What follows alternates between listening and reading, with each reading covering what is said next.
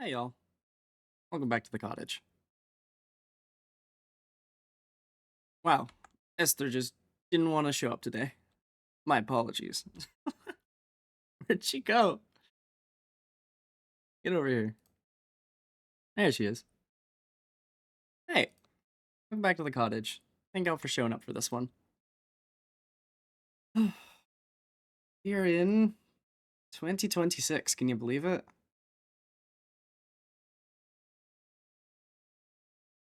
Ay, ay, ay. Hello everyone, welcome on in, welcome on in. Now again, you'll notice, as per the pinned message, you'll notice that this is a little bit different. The only redeem you have available right now is Q&A. And of course, you can ask questions, regardless of if you use the channel point redeem. But I just thought it'd be fun to have a little, like, hey, I have a question kind of redeem. But yeah, sorry, Zyro, no bricks today. You could still put in the brick emote, but I won't throw anything. And I just kind of wanted to replay Celeste and talk about, I don't know, like, mental health and what Celeste kind of means to me. To those of you that don't know, which I'm sure is anybody who doesn't have me added as a Discord friend or doesn't lurk my Discord or anything like that. I had a status for a bit that said that, let me actually switch this over here. That said that I had graduated therapy. And that's true. I have been in therapy for about a year now. Since December of last year. Well, I guess December of 2 years ago now, since 2026. So December of 2024. And I definitely needed it for longer than that. But I didn't really, I guess, go for it until I actually realized the consequences that was happening from me not going into it. Because I started pushing people away unintentionally. I started lashing out unintentionally. And just overall was not, in my opinion, the most pleasant person to be around. And yeah, well, you know, may have been different streaming. Of course, may have come across different streaming. I just don't think I was the best person I could have been. And I don't think I was in the best place I could have been. And after a lot of deliberation, I ended up going into it. And it was rough. Really, really rough. It kind of felt like starting a journey up a mountain, literally. Like I had seen where I was, not sure how many years ago, but like I had seen where I felt like my peak of mental health was, or so. And I don't know. Just kind of felt like I was starting from the bottom. Like I had fallen all the way down the mountain, you know? Kind of like in this game. Goodbye, Grandma.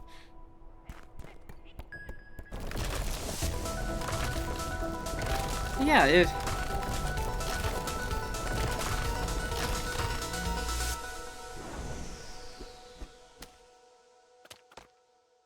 was a lot starting out. That's my point, is that it was a lot starting out. And it felt kind of impossible.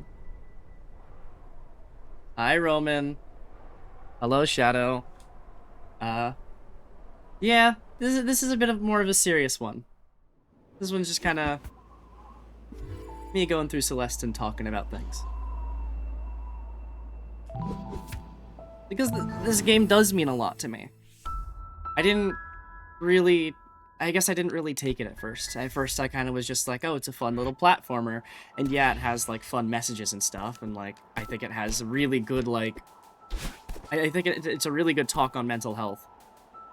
But I don't think I really took it for what it was. I kind of just said, oh, yeah, like, look, it's a platformer. Ooh, look, I got the strawberry. Didn't really take it much more than that, you know?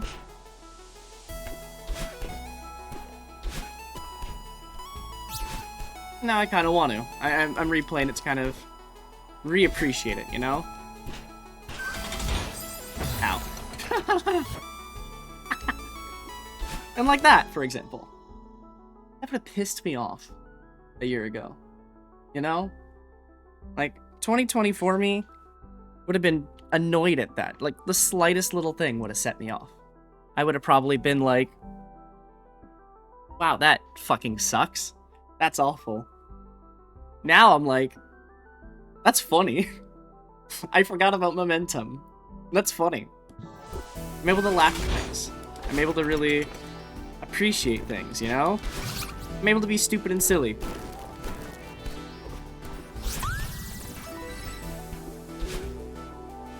Yeah, there's just... There was a lot going on at the time. Between work, between friend stuff, between everything, really. There was just a lot going on. And I felt like I was kind of losing control of things. Let me actually turn the game down. I love the music, but I cannot hear myself think. Here we go. Ow. But there was a lot going on at the time. I felt like I was kind of losing control of things, losing grip. And I loved streaming, and I still love streaming. I may not do it quite as often, but I love streaming.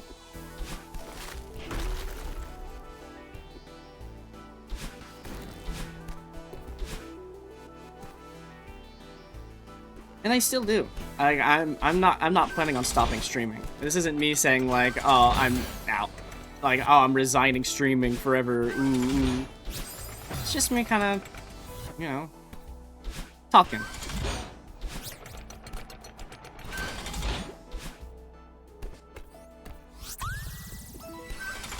Remember how I did this one? I get that straight away.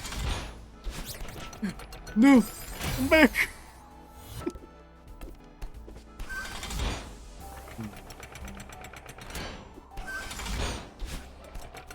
Fuck. Oh.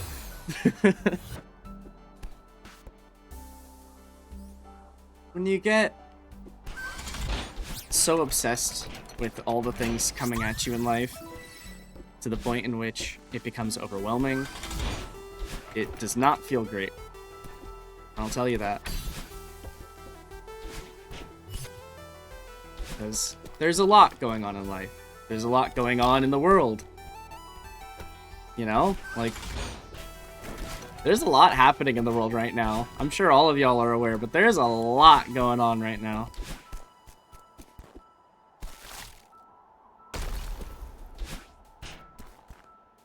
And it's hard to keep up with all of that sometimes, you know? And again, sometimes it feels like a mountain is in front of you.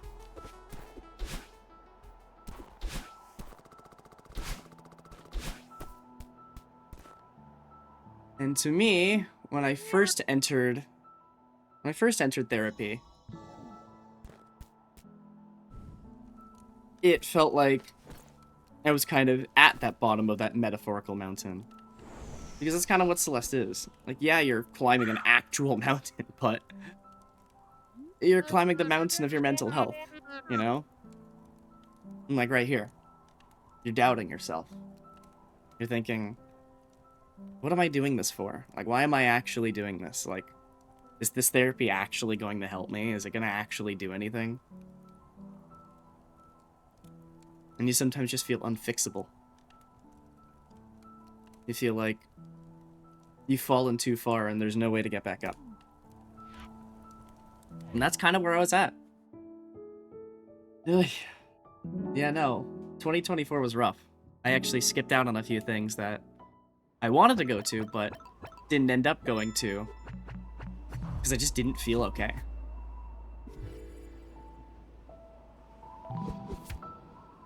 "2025, while it wasn't the best year it could have been, it improved. Things improved.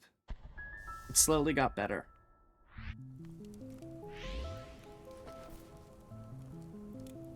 You know, things kind of turned up a bit. I was starting to notice some improvement. I was starting to notice that I didn't feel as angry. Like, yeah, I'm still gonna get annoyed at some things. Anger's a normal emotion. It's not like I can just delete anger, which is actually one of the first things I kind of went into therapy wanting to do, is to kind of be like, I don't want to be an angry person. I don't want to feel any anger. And one of the first things my therapist said to me is well, think about it. Something annoys you. If something annoys you, then say you're not angry. What are you then? If you're really pissed off about something, but you're not angry, what emotion are you?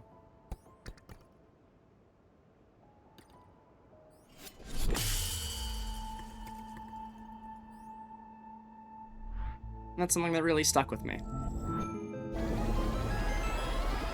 Like, yeah, it sucks being angry, but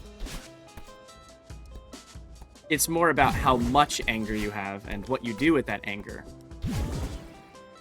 Like, do you use it to kind of like, as a determination to try and be better?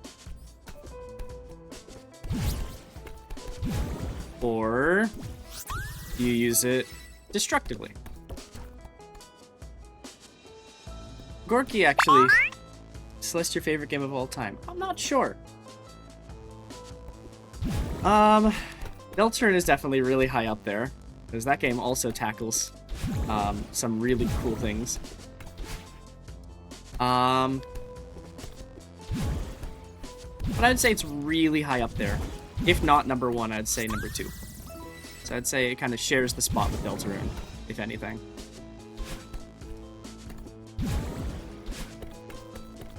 But speaking about the game earlier, it's a very good game, and it really does mean a lot to me. Because again, my mental health kind of just feels like a mountain. Like, to me, I've kind of started viewing mental health as a mountain.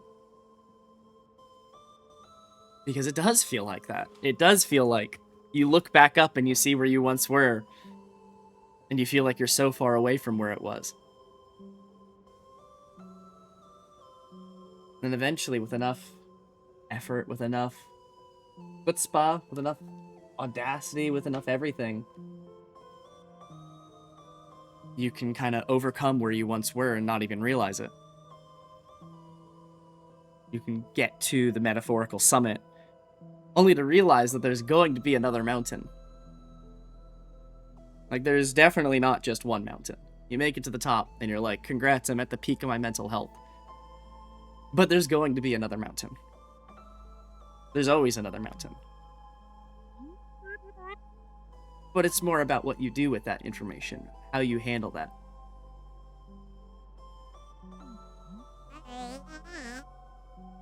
It's tough.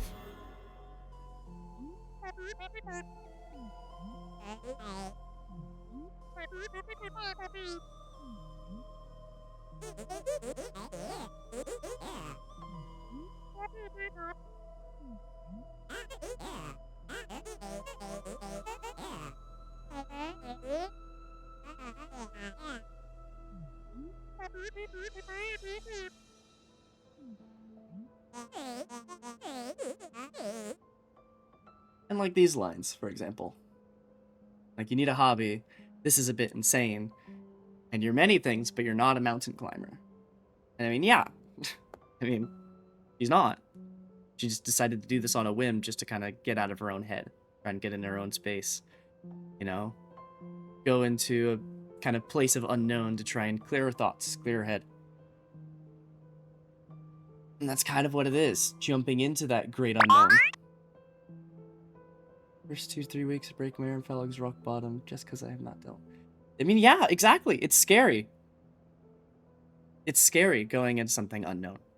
It's really scary. Like, I've been through therapy before, but even going back into it, it just felt different. It felt like instead of doing it for someone else, I was doing it for me. And at first, maybe I felt like, well, I'm doing this to try and not, like, scare away friends, doing this to, like, be a better person, but, like, it was for me. I was doing it for me. Because I want to be better. I want to be a better person. I feel like everybody wants to be a better person. Well, maybe not everybody, but most people want to be better versions of themselves.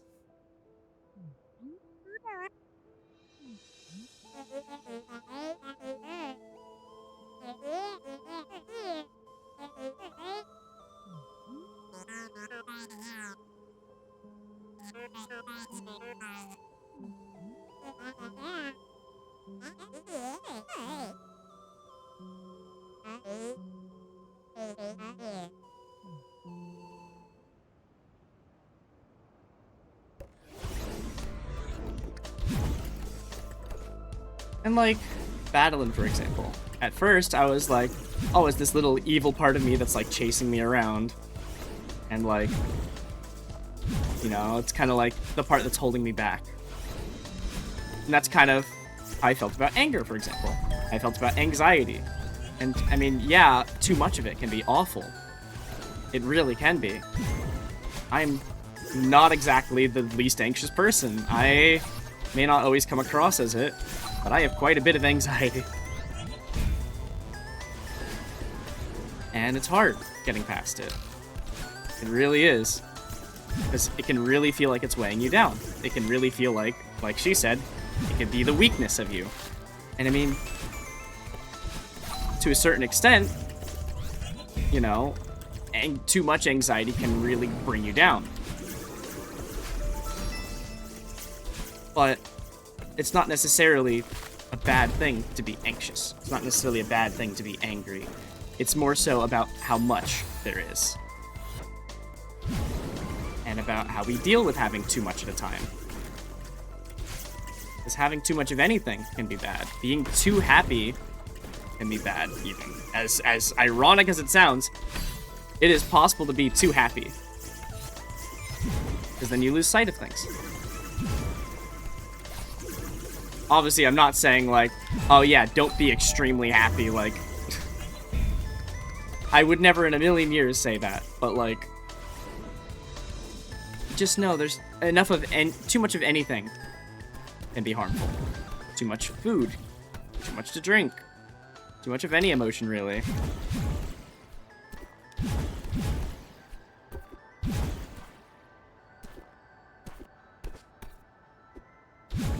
And so I think the hardest part about therapy was coming to accept that it's okay to be anxious about things. It's okay to be angry about things. And it's okay to be upset at things. Like, it's really easy to say, I want to be like a positive person. I want to be a happy person. I want to be this, that. But you can't always be happy. You can't always be positive. There will be literal slaps to your face. And you can try as you might to slap through it, but it's not healthy to. You're allowed to feel upset that somebody just came up to you and smacked you in the face. You're allowed to feel hurt by the fact that somebody betrayed you. And it's okay to feel angry about the fact that maybe things didn't go the way that you wish they would. But it's more about what you do with that. Do you lash out at the person and say, fuck you for that? Like, I hate you, never talk to me again? Or do you take a breath and say, I really didn't like that? And, well, did they do it on purpose? Did they mean to slap you in the face? Was it like a metaphorical slap of like, oh, like, sorry, I'm busy, I can't come by this day. Sorry, didn't mean to cancel last minute. Like, did they mean to have their car break down? Did they mean to have something come in the way? Probably not. So it's a matter of, what do you do with that? Do you take it at face value and say, well, they said they don't want to hang out with me, and that means that I'm a shit person, so I guess I should feel really bad about that and never talk to them? Or you take it and say, well, I'm sorry to hear about that happening. Why don't we try for another day? Sometimes we throw away things we don't even know we had. Exactly. I've lost a few friends. I'm sure everyone has. But especially during my low points, I lost a few friends. And it sucks. It really hurts. Especially losing someone that you didn't even know that you were pushing away. Not everyone's gonna tell you.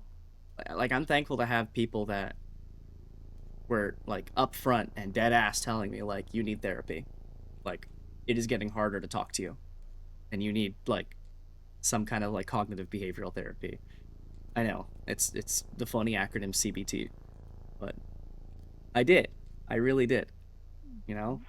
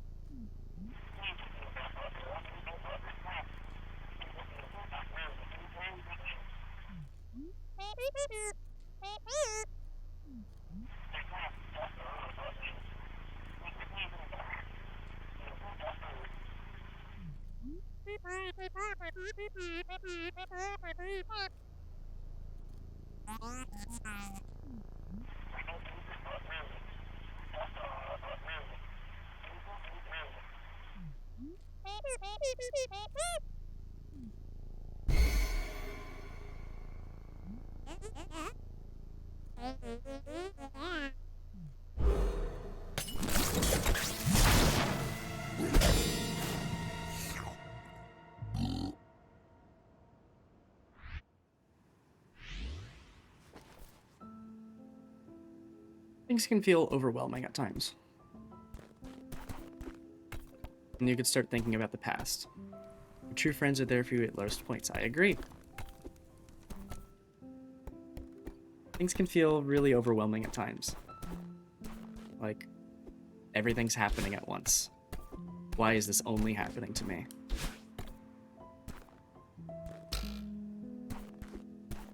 And yeah, it can be a lot at once, you know? There can be a lot of things going on at the same time. Because there can sometimes be too many things happening at once.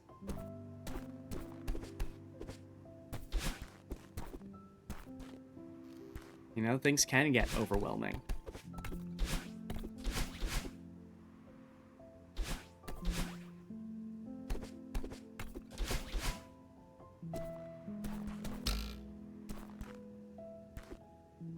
And I think the hardest part is figuring out how to deal with that. How to deal with everything, like, swirling around you. How to deal with the fact that things are, like, overwhelming. I always think back to that one Steven Universe song, if y'all know the one. The one where Garnet's talking to Stevani, which is Steven and Connie. About, like, everything overwhelming and everything swirling in your head. And just trying to figure out, like, how to breathe. And, like, overcome. You know?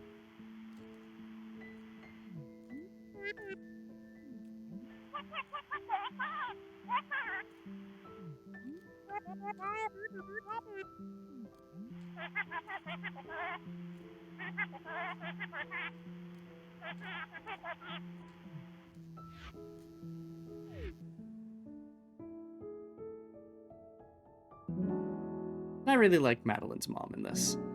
I really like her mom. It's how she has a very short portrayal, but a very sweet and necessary one. Because for a lot of the time that I was going through what I was going through, I was worried about talking to my parents, actually. Funny enough. I was worried about it because, I don't know, I was worried about talking to a lot of people about it. Like, you know, to the people that said I needed therapy, I was happy to tell them, like, hey, I'm finally, you know, getting into it. But I guess I was scared about it at the same time. I didn't want to appear like... For lack of a better word, I didn't want to appear as though I was broken in some way, and that I needed therapy to fix me.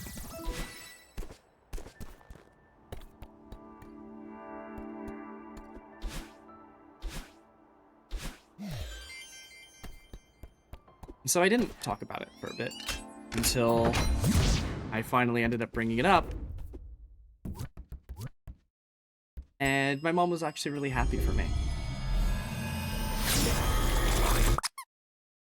That she hadn't even realized that I had gotten to this point. Funny enough, she was like, "Are you sure you need therapy?" Because she didn't, I guess, know the full thing that was going on with me. I guess I hadn't really told her everything.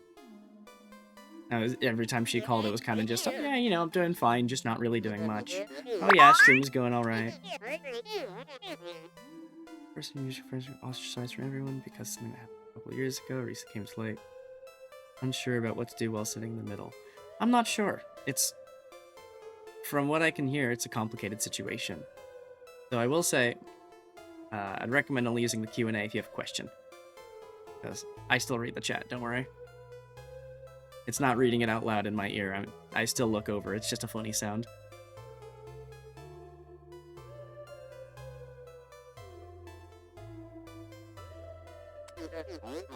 You're good.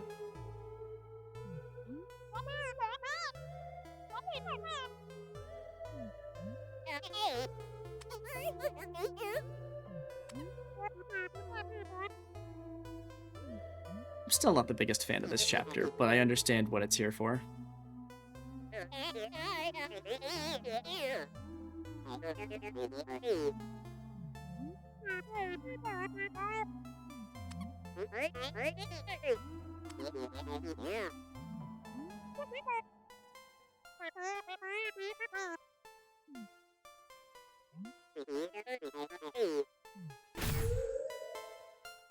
There he goes.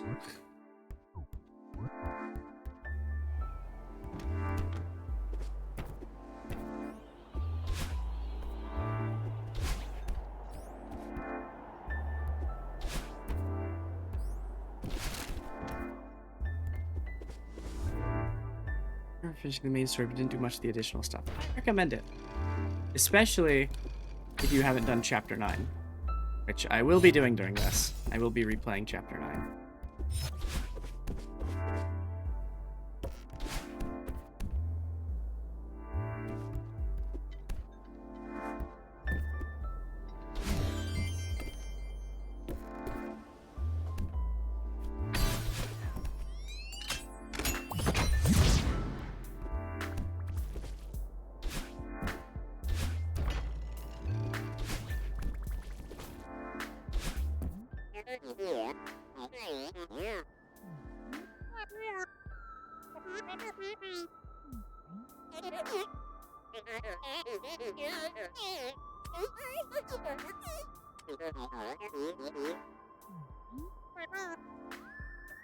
Got to the fire ice area, got stuck at the door. Ah, okay. All right. I need hearts to access that. I forgot about that.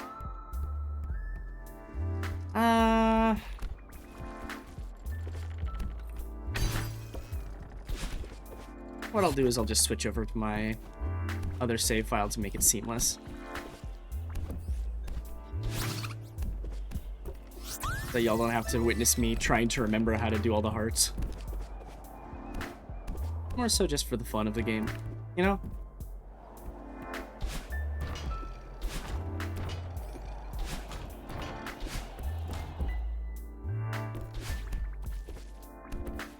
So I do recommend going through the game, finding the hearts and stuff. It is pretty rewarding, especially going through the seasides. You avoid using assist mode? You shouldn't. You really shouldn't. I've played a good few of the modded levels and have had to use assist mode even. There's no shame in it. I mean, I felt shame in it when I was first doing it.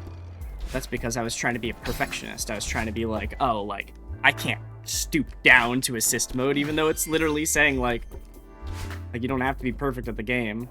You can use an assist mode if you need it. I know plenty of folks who use assist mode. It's okay. Like, even if it's not a I need to use assist mode kind of thing, it's a, I don't know, it's helpful. It's nice to have. It's not like Super Mario Galaxy where it's like, oh, you used this item one time, boom, fuck you, locks you out of some secret things. It's like, okay, here's a temporary stamp to let you know that you have it on. As soon as you take it off, it removes it. As if nothing happened. No special mark. No nothing. You just beat the level. Congrats. And it's nice. Because we all need some assistance sometimes. You know, we can't really do everything on our own. And it really fucking sucks to have that assistance be a permanent mark on you. You needed help finishing that assignment? You needed help getting out of that rut that you're in? Like, why would you mark someone for that? I never understood that, is why would you mark someone for that? Like, I understand some games do it in a funny way where they're like, haha, look, you're playing on an easier difficulty, whatever, but like, why would you permanently mark someone for that? I don't know, I just always thought that was really fucked up.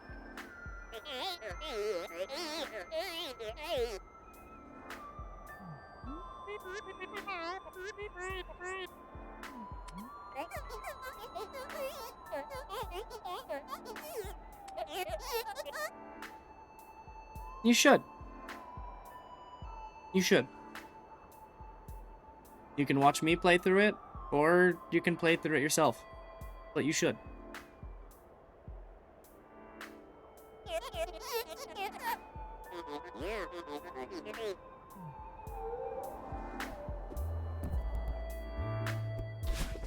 I'm not trying to go for any perfect run here, not trying to go for any kind of like, oh, I'm doing Deathless this, or oh, I'm going for Golden Berry that. I'm just playing through it. And if I die, I die. C'est la vie, I try again. And that's the thing. To any of those that were watching me play Celeste originally, you'll know I got pretty frustrated at Farewell. Pretty frustrated at Farewell. Hold on one second. I'm gonna pause the game for just a second because some notifications keep popping up and I do not want them to pop up. Who said you could pop up notifications?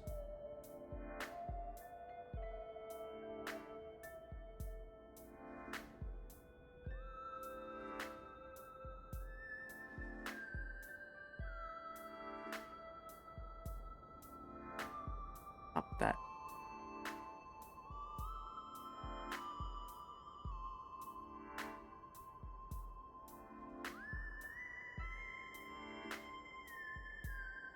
How do I turn you off?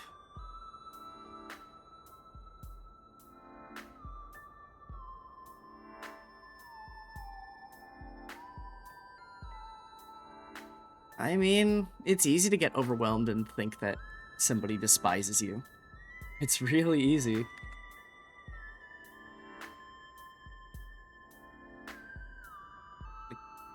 honestly, easier than you think.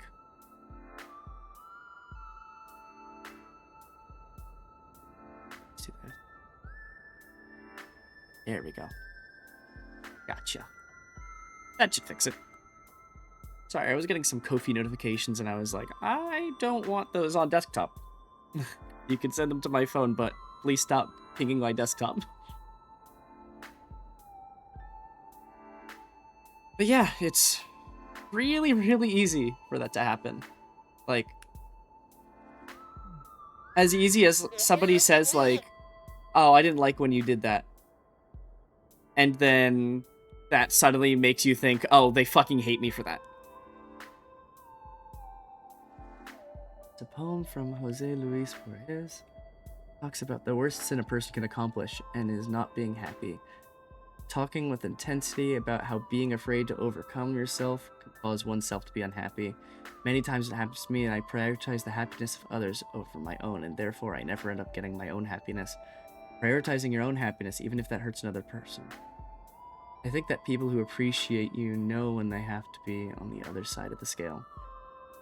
Yeah, I agree with you, Roman. It's tough. It's hard.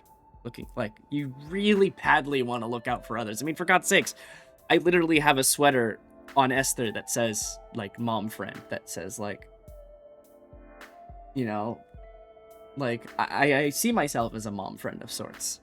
And I do love and appreciate all of my friends, but it's just, you know, I can't always be there. I've got to look out for myself. And it's really hard always looking out for yourself, because there are times when you just wish you had just a little bit more social battery to help, but you just don't. It sucks. But knowing your own limits is part of getting better.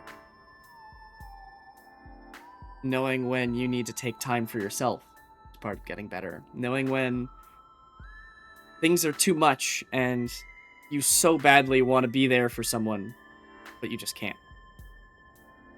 You can do everything you can to say, like, I'm sorry you're going through this.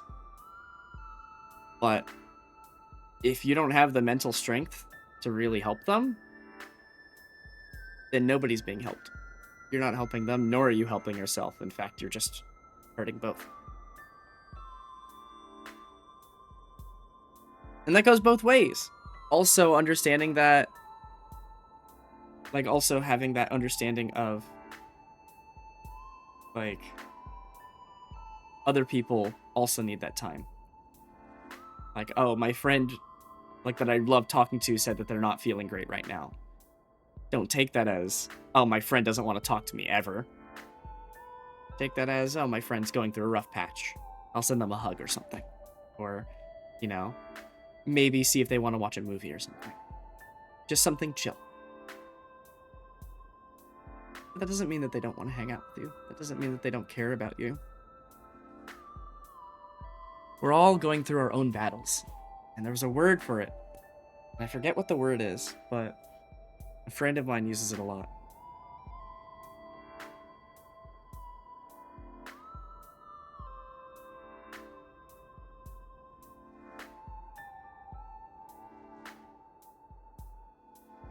What's the word?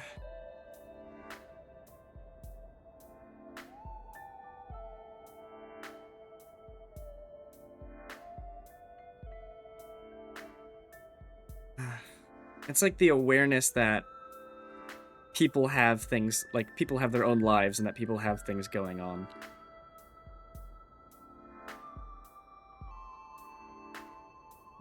Let's see.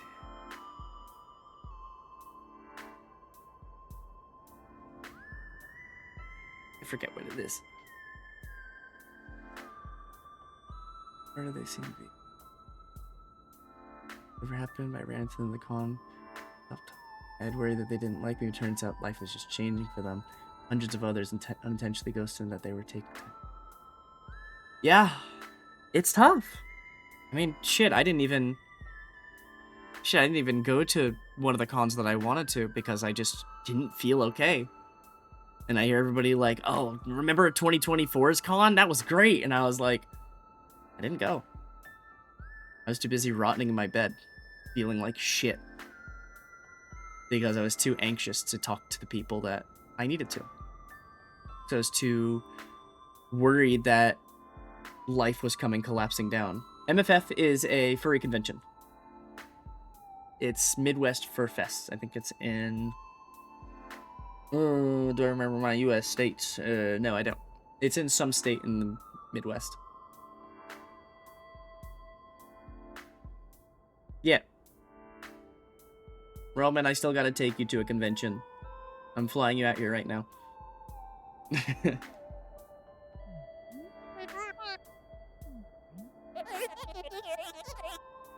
Rotten bed. I don't want a rotten bed. That's the opposite of what I want to do. It doesn't feel great.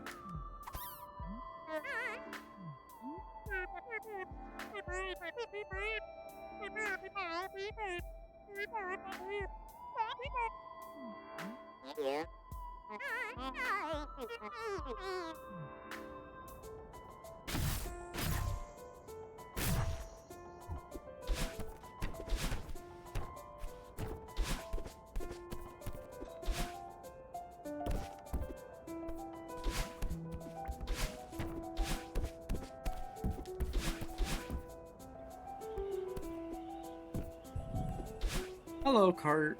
Hello. Goodbye, heart. I did this in the wrong order to get the heart, but that's okay.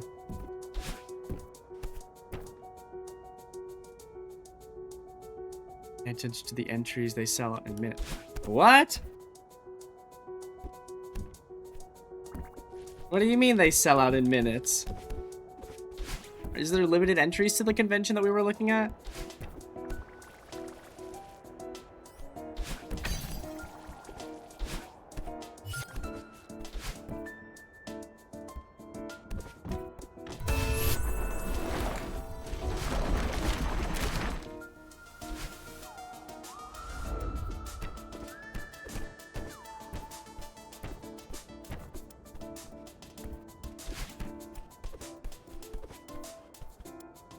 Sell it in minutes. Okay. I'll take a look with you. We don't have to worry about it until when that con ends. I'll look into when it does. But if all else fails, I'm still going to visit you and I'm still going to kick your butt. And I still gotta fly y'all out here.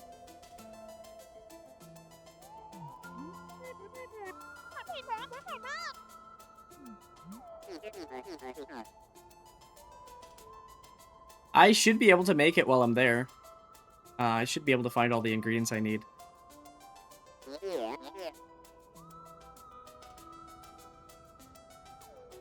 Watching YouTube playing games all day. It's tough. It's really tough to get out of that. I mean, I'm kind of doing the same, but I've been trying to do it with friends more. Your tiramisu is a success. Yes! I need to try it. I need to try that tiramisu. But yeah, it's tough. Like, I'm still kind of doing the same thing, but instead I cleaned out my closet. That took a lot of effort. It took me like 4 or 5 hours just to like organize everything. But hey, I've got new board games in my house. I modded a Wii. That shit's now homebrewed. Like, I even got some friends to test it out with me on New Year's Eve. That was fun. Now I'm trying to host a board game night with some friends. Try to see if I can get them over.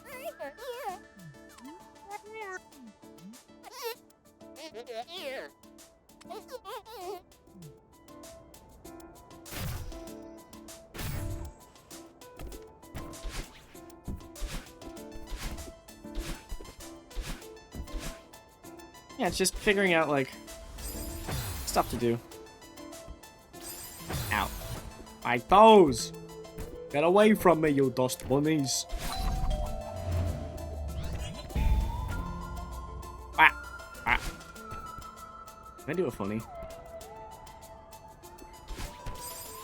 Ah, my balls!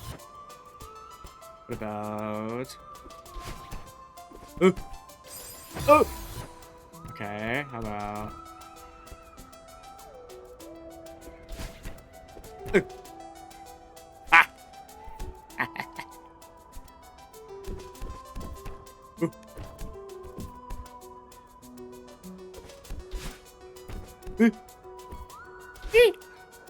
Ah!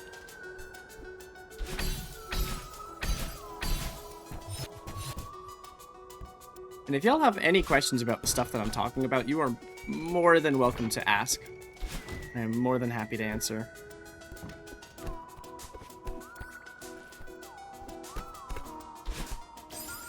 Ow.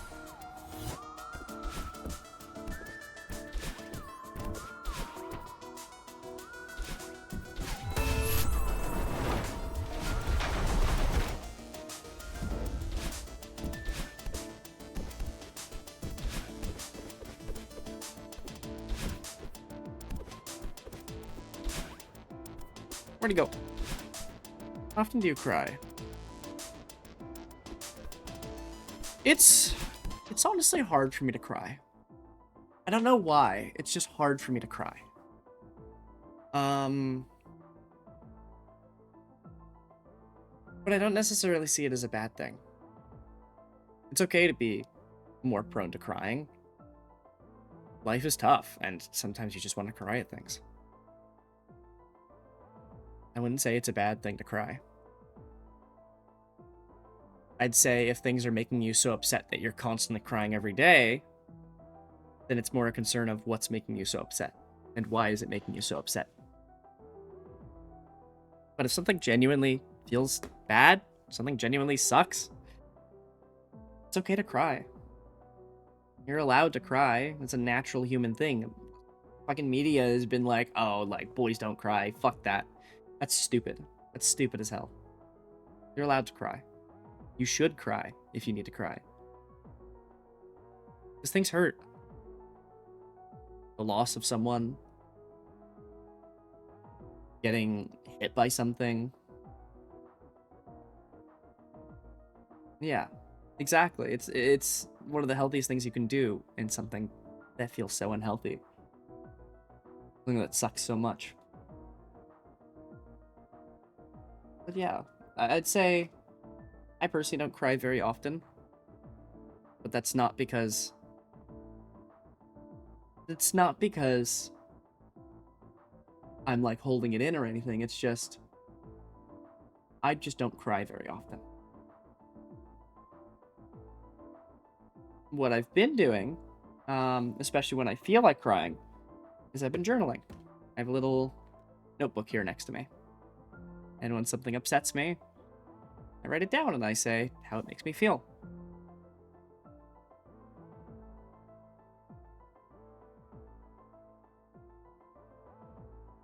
You should.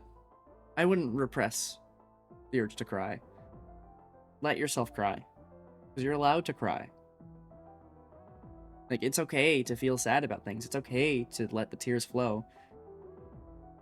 And yeah, write about it. Like, it can even be as simple as, this made me feel upset today. I felt upset because blah, blah, blah. You know, like, you don't have to go through, like, the whole motions of, I feel upset because XYZ, and now what I'm going to do is ABC. You know? You can simply just write down, like, this made me upset. Why did it make me upset? I felt upset because... Or, like, what could have gone differently? Like, I felt upset because blah, blah, blah. And I wish what would have happened is blah, blah, blah. Next time, I'm going to voice my opinion on blah, blah, blah. You know? Or even just say, I'm gonna go talk to them now. Write that down, put a period, close the book, and talk to them. Whatever happened, I'm sure it can be worked through. Most times I've cried is from video game stories that really resonated with me. I agree with that. I agree with that. Funny enough, after one of my streams, I play a lot with Red Dead Redemption 2. I don't think I've ever... I've never actually played Red Dead Redemption 2. I've been meaning to. I've heard it's a good game. Funny enough, I have cried from a few games, but I think the most I've cried from a game is when it made me really realize the mortality. Like it really brought to attention the mortality of things, the mortality of people.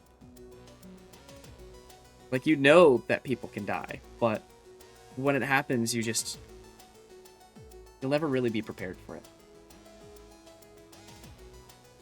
You can say, my grandma's 90, you know? And you could say, well, I don't know how much longer she'll be around. And it's easy enough to say that. Like, yeah, it's not the best feeling to fucking say that, but it's easy enough to say, I don't know. But you're not prepared for that. You're not going to be prepared for that.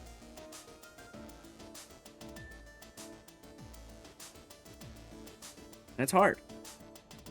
It's about knowing what to do when that happens. Because you're not going to know what to do when it happens. But you figure it out, you know,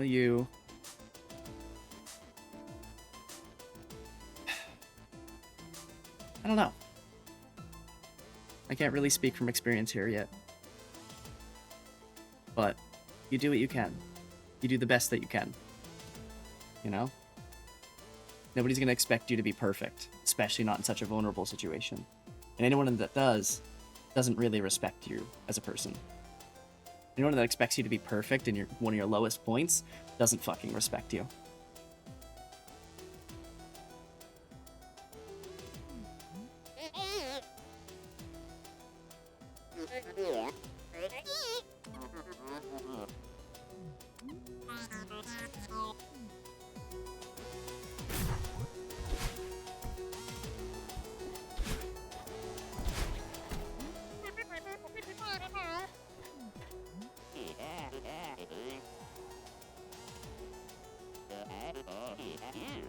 Like H2 Blood is such a good game. I want to replay that game as well. Roman, I want to get you to replay that game. You could be a badass on a motorcycle.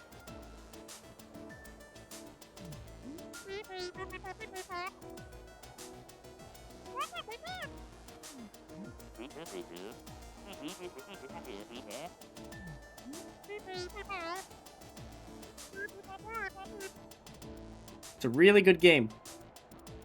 No spoilers for those who haven't played it. But it's a very good game.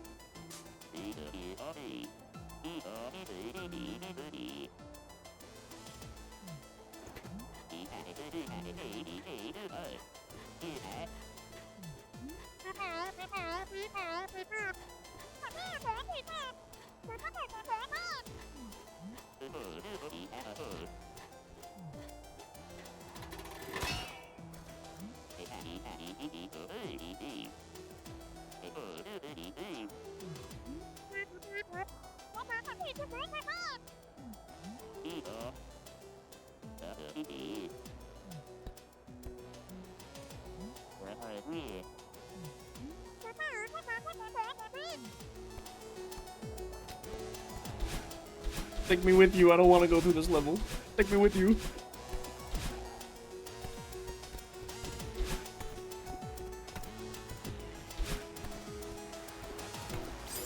Ow.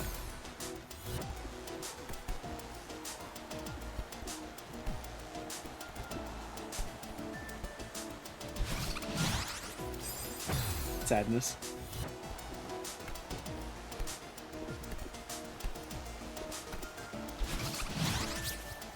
Aha!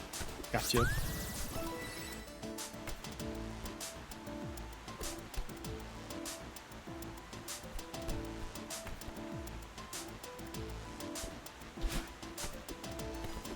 Mori got me to cry. Mori's a game that got me to cry.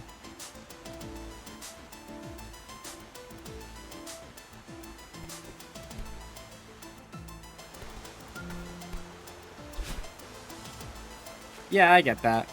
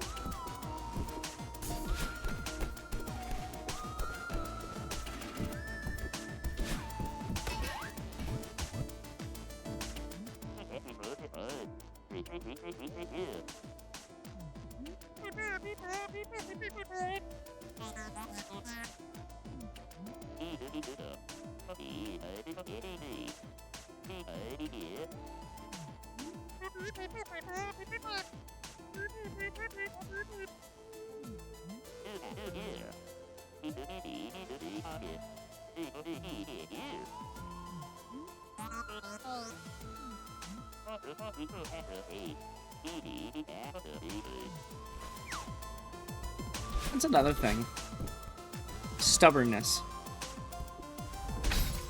It's easy to get stubborn about things and be like, well, I don't really need to do that. Or like, especially with games. I think like Souls-like games and stuff. It's really easy to get stubborn and say like, just one more go. Just one more go. You know? It's really easy to get caught up in a challenge and say, I just need to keep trying and eventually I'll get it. That's kind of how I was with Farewell in this game. Because I just kept on trying it, despite definitely needing a break, definitely needing a change of perspective.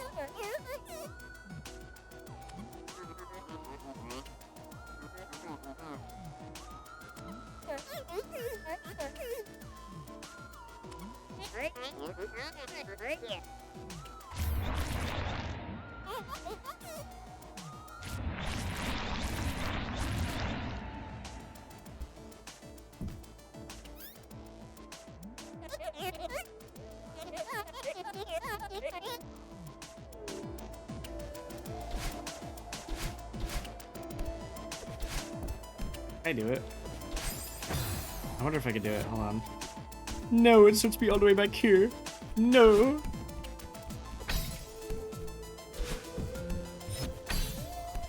I forgot to go down and then back up. No.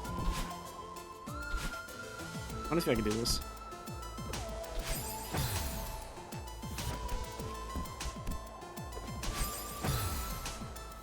What was the trick again?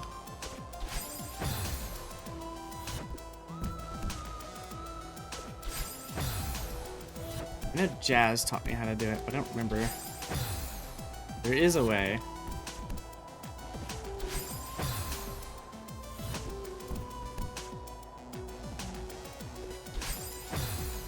Nah, I don't quite remember. Oh well, we'll go about the normal way. There is a way you can get through there. Ow, my toes!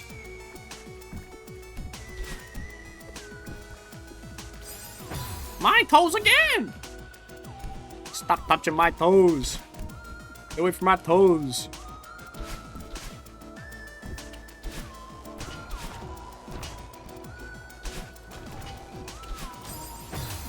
I was doing golden berry runs on this, so I'm still trying to get not all of them, but a good chunk of them. You know, I'm trying to see if I can get through a lot of the A sides. This room, is what kept killing me in my 3A attempts. His timing on it is so mean.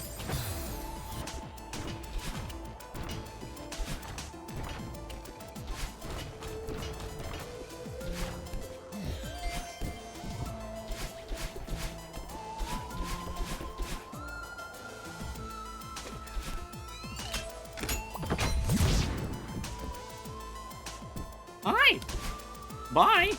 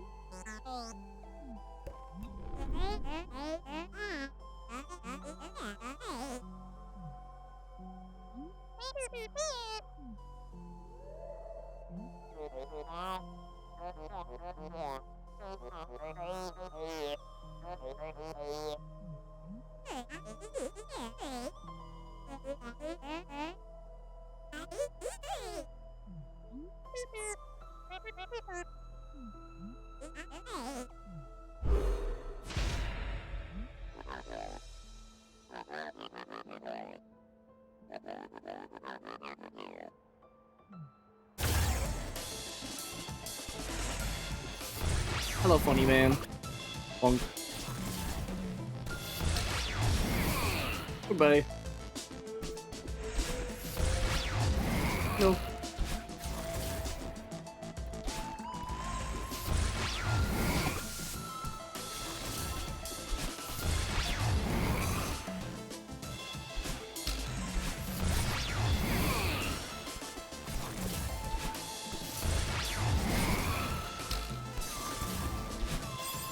Ah, damn. That should be funny.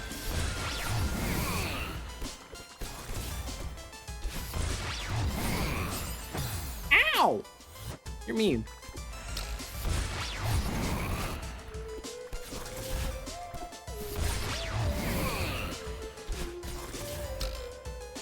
Uh-huh.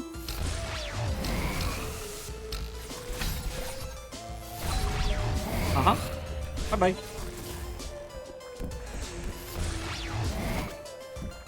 Goodbye. Bye-bye.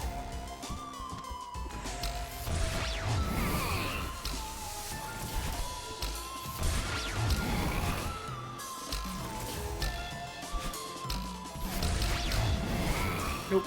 Goodbye.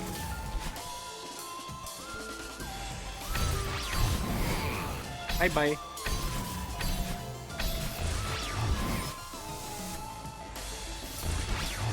Bye-bye.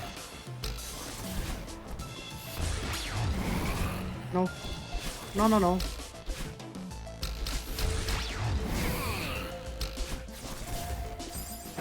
Ow, my head!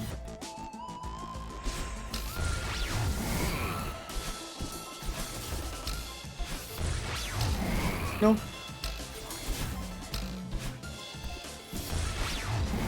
Go away.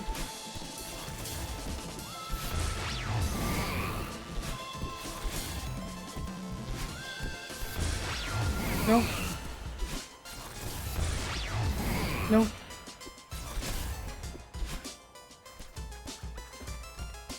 Hey.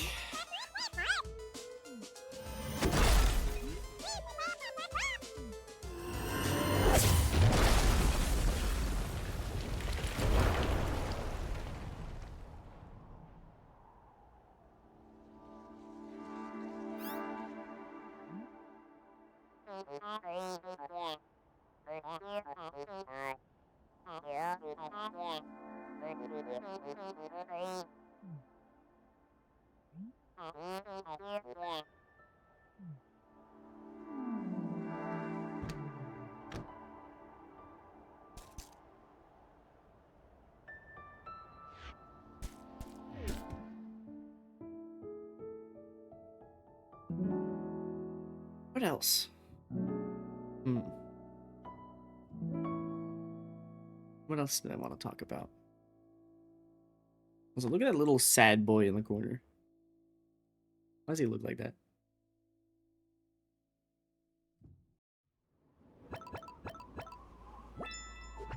You can hear my controller vibrating because I put it down.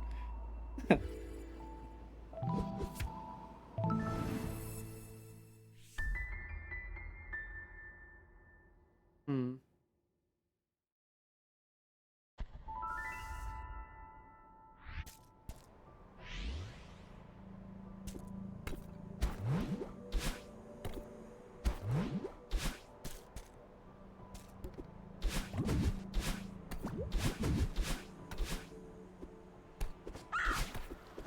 Hello, bird. Goodbye, bird.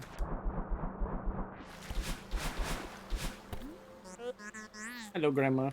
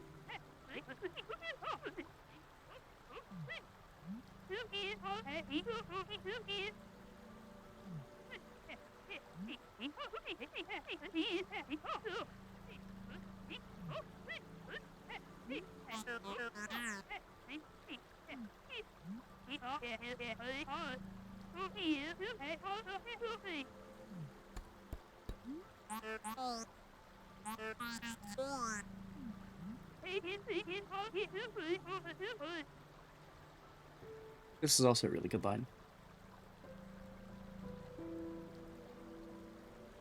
This is kind of what I was talking about before, where you'd sometimes get so stubborn in trying to complete something that it just ends up making you mad. It just ends up making you feel worse. Even if you finally completed it, it just makes you feel worse. Why did I put in all that effort to complete something if I'm just going to be mad at it? You don't feel good about it. Sure, you finally beat something that you've been trying to, but you don't feel good about it.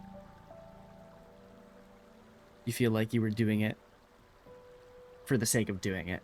Not really for any kind of, like, pride or any kind of sake. It's just, you just wanted to get it fucking over with.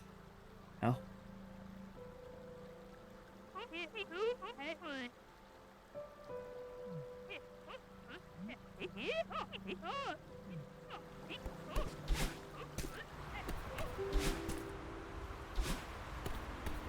And again, that's kind of what I did for the last level of this game.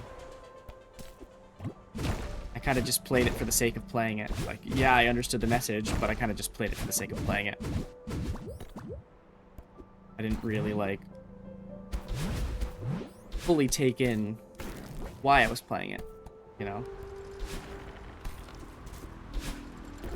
Like, sure, I could have just stopped after the summit, you know? I could have just stopped right then and there. I didn't have to keep going. Nobody was forcing me to keep going. Sure, I was streaming, but that... nobody was forcing me, you know?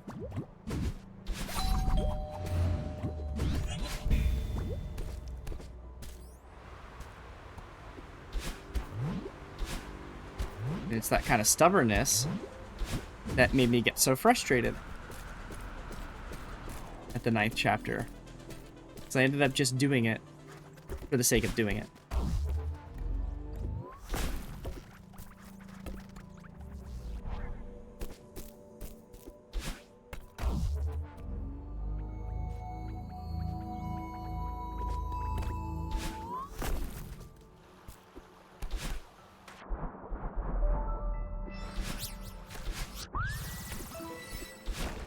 Reminds you of getting over it with Bennett Foddy. Yeah, I can see that.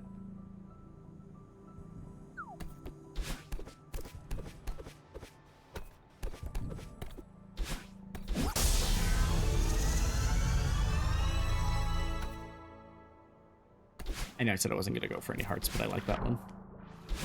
It's just an old reference to Super Mario Bros. 3. And that was a game I grew up with.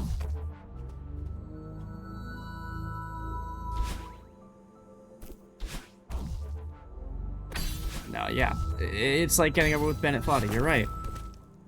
Where the game literally tells you, maybe you should take a break from this.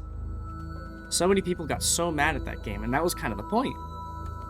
The point was to make you realize, like, hey, this is making me really fucking mad. Maybe I should take a break.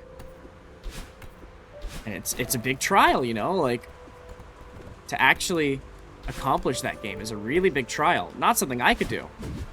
That would frustrate me to all hell, and I know it would. So that's why I don't play it. I've tried playing some games similar to it, and it's just really disheartening seeing all of your progress gone in an instant. You know? I played some stuff similar to it, and some of them I really enjoyed. But most of the time, it just wasn't satisfying to me personally. To some people, you know, to each their own. Maybe it's the type of game that you enjoy playing. You enjoy games that really test you, that really test your patience. Just not my personal thing.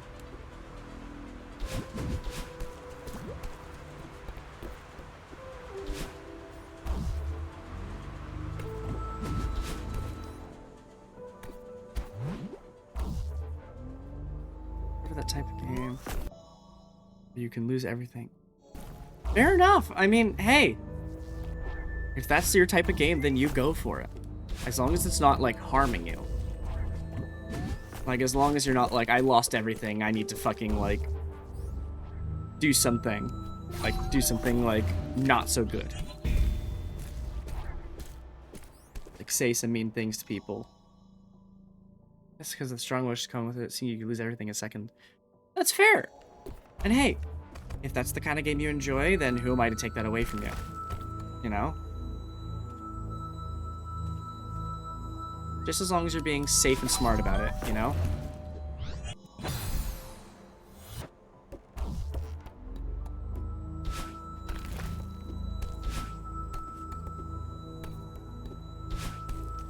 Like, Roman, I don't want to hear about you sending any death threats to anybody like that.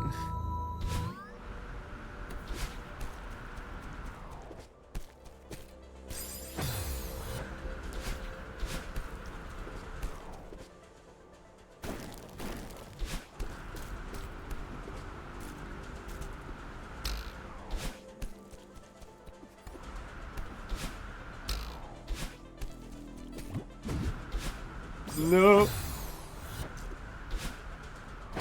Ow. Roman, I should show you this one game that, whoa.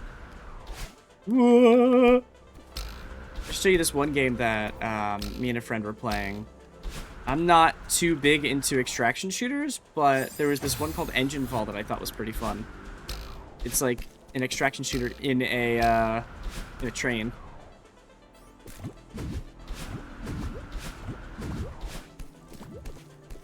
I had a lot of fun with it. I became the conductor.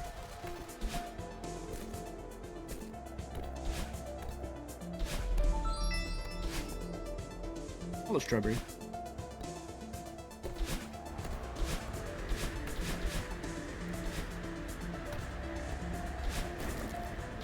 Yeah, it's currently still being worked on. They had an early build that you could play, like in beta test. No. No. I respect it, you know? Extraction shooters can be fun.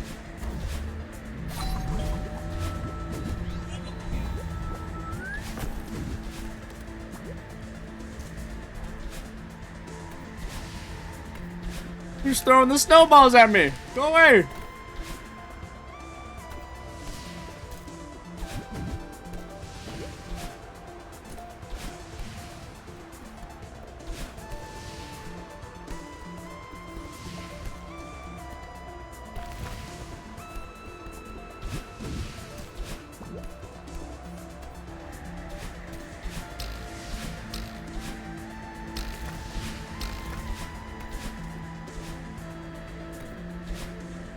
Nope.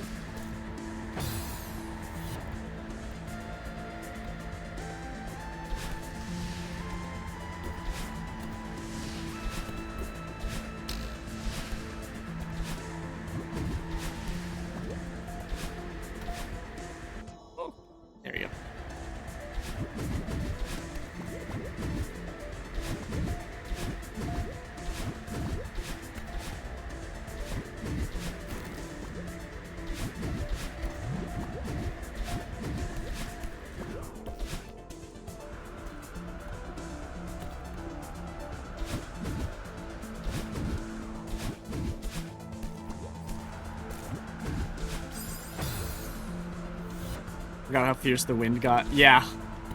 This is honestly my favorite part of the level. This is just how chaotic it gets. Yippee!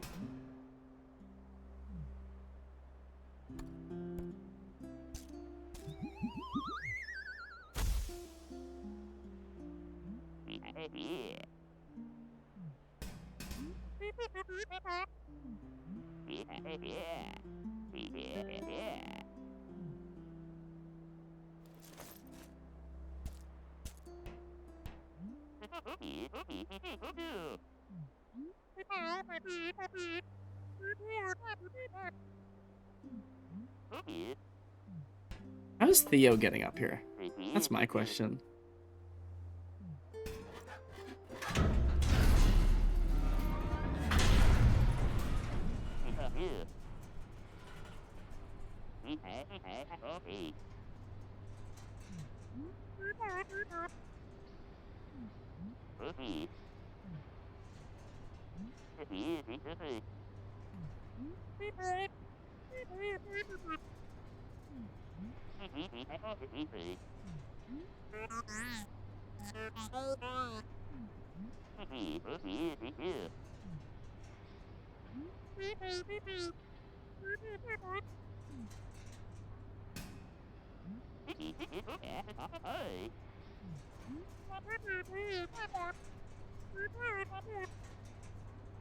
I think with all the magic BS the mountain has, climbing is different for everyone. Yeah, fair enough.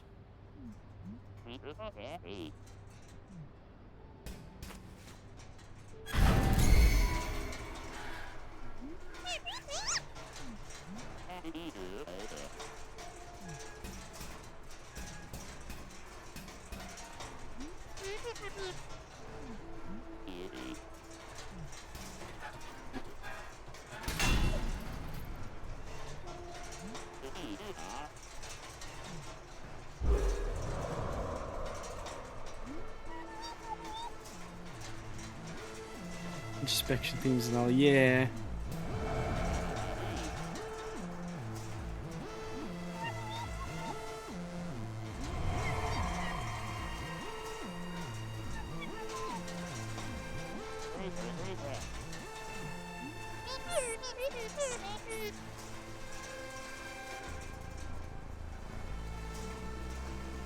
This is another thing.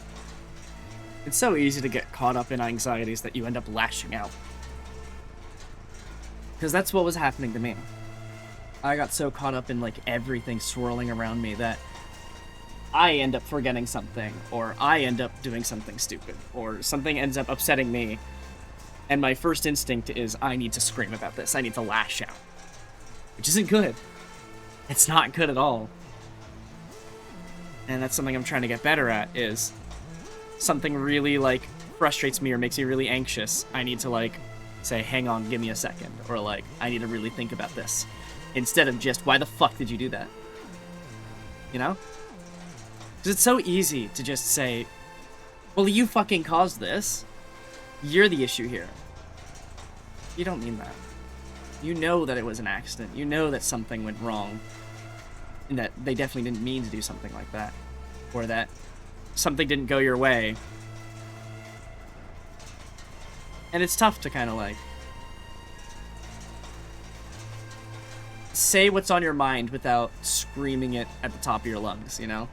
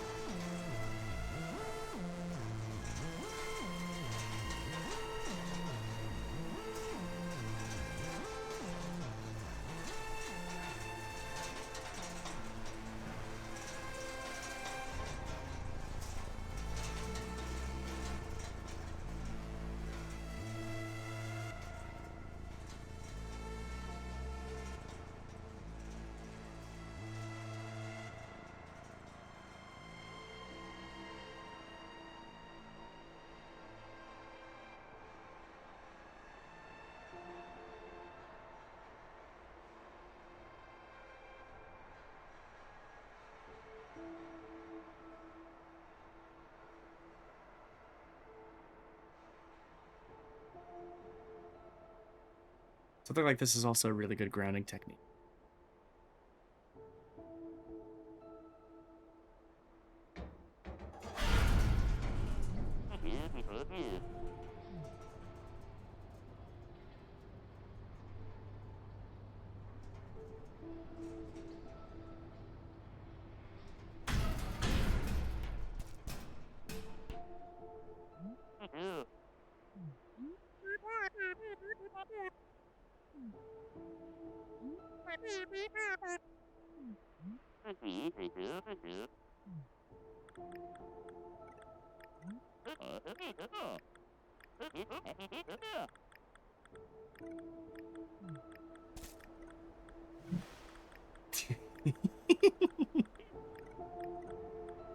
She's so fucking pale.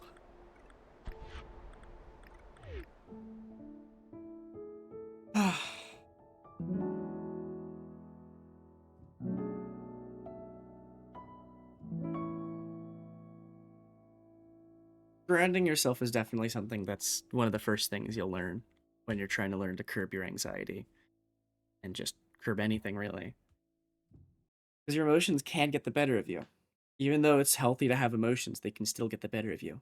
You can think with just your emotions and end up making rash decisions that you wouldn't normally make. Say things you wouldn't normally say. And grounding yourself is important. I mean, shit, it's probably one of the most important things I do. Like,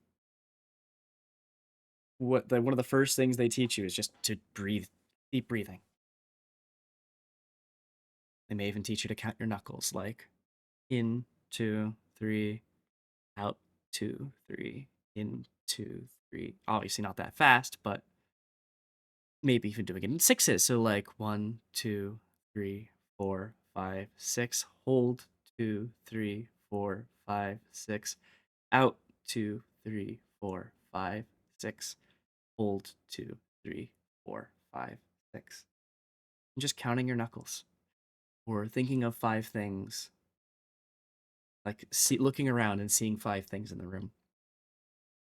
Kind of like clenching your fists and then flexing your arms and then flexing your chest and kind of just going through the body. There's all sorts of different grounding techniques, and not all of them fit each person. Like my personal most used ones are, as you can probably tell, breathing and counting my knuckles. Even before the stream, I was nervous booting up this stream even. It's completely different than what I normally do. I'm usually happy-go-lucky and, it's like, yeah, I still talk about serious things, but usually it's just, hey, look at this fun game. Come sit down with me. I just realized it still says Super Animal Royale, by the way, in the tags. That's very funny. You get the Celeste tag instead. Yeah. Why do you say SAR twice now? What happened? Stop that Twitch. Anyways. Yeah, I mean, it's a lot. Grounding yourself can be really hard. But it's probably one of the most important things you'll do.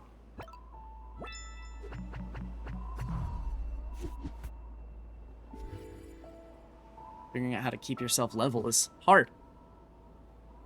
It's important. Really important.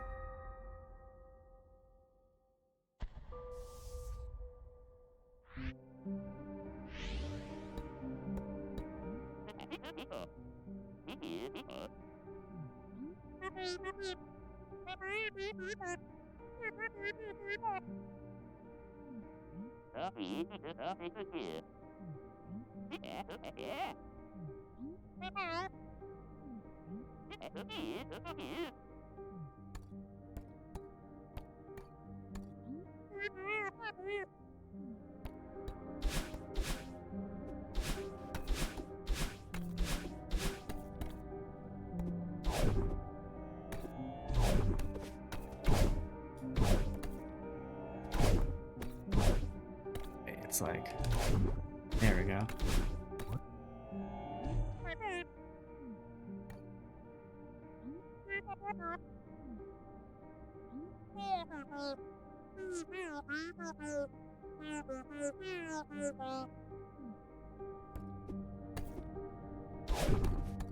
They really did a good job of making this place creepy.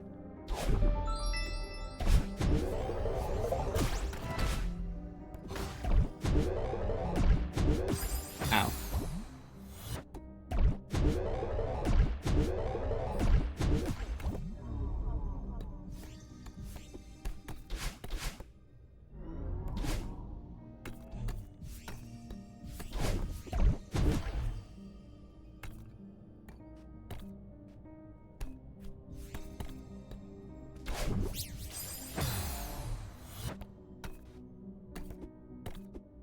I never remember where the keys are.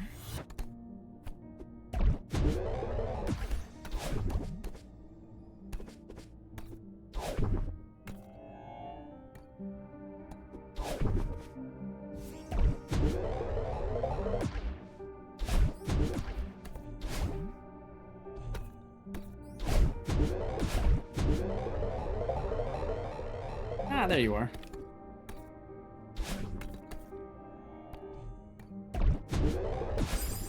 Ow.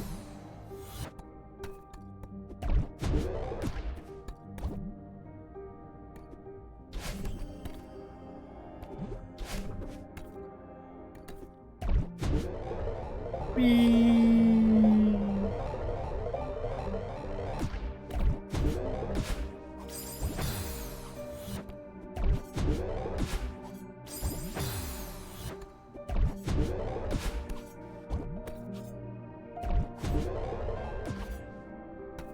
Lucky. Oh.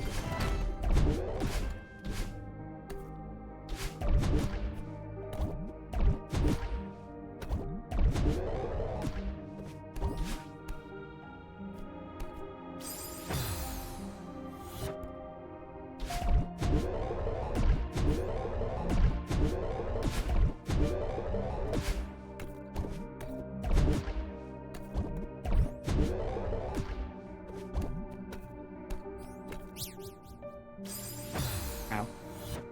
Anyways, where's the other key? Or is there only one key in this room? I think there's only one key in this one.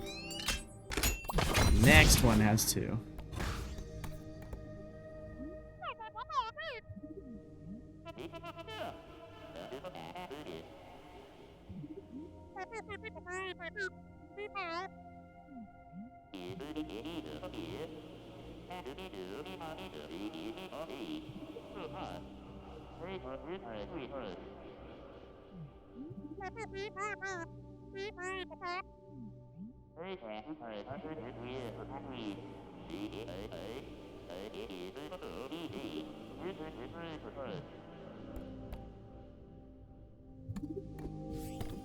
I'm feeling a strong inclination to run away.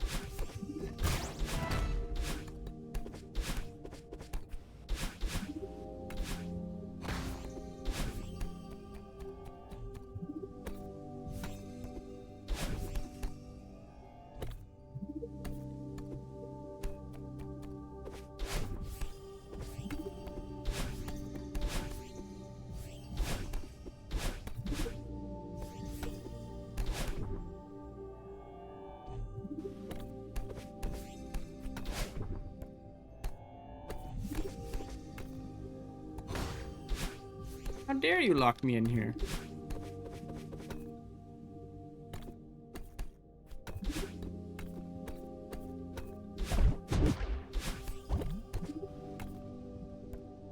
That's drop. Where the key?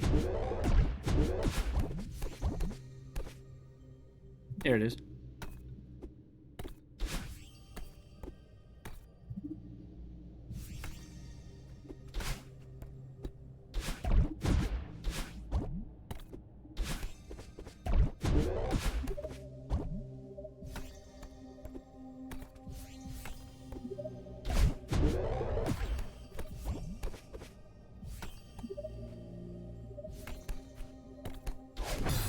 Ow.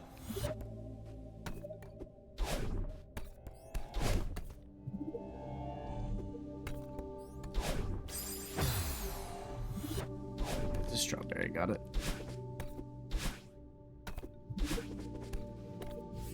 No.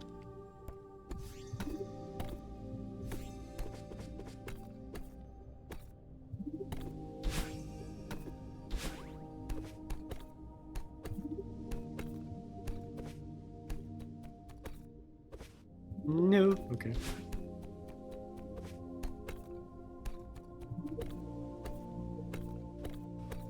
Ah, okay.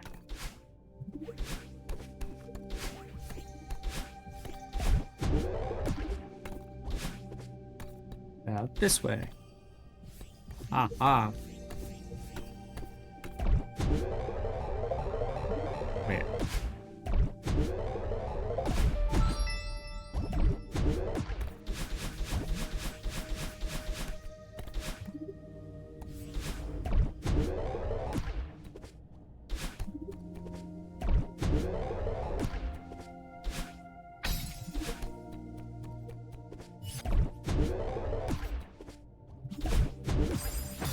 Ah, I panicked. Bap, bap, bap. Bap. Bap.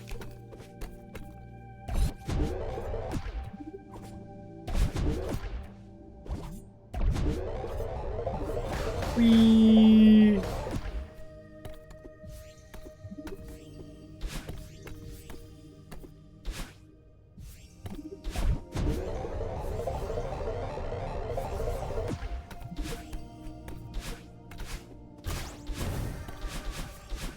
I just realized, did I just skip the key part? I think I did. Whee!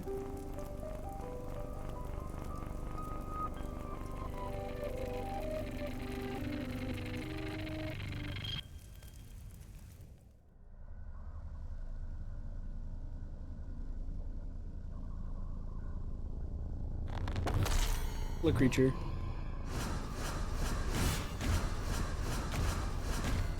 This part's also interesting. Kind of mulled on what this meant for a while. Bye, Roman. Have a good night, man. Love ya. I kind of mulled on what this part meant for a bit. I was trying to figure it out. It's weird, but it kind of feels like becoming your own monster, becoming a detriment to yourself. Eventually that leading to ending up harming yourself in some way. Whether that be physically or mentally. You can be one of your worst enemies. There are so many things, so many people, so many places that can hurt you. But you can also be your own worst enemy. You can be so mean to yourself sometimes. And it's really hard to get out of that. Really hard to kind of like stop being such an ass to yourself.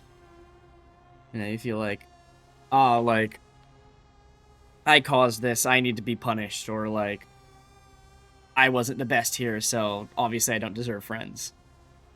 And again, you can really be like an asshole to yourself. You can really be your own worst enemy. It's really tough to kind of get out of that. You know? It's really tough to kind of get out of your own head.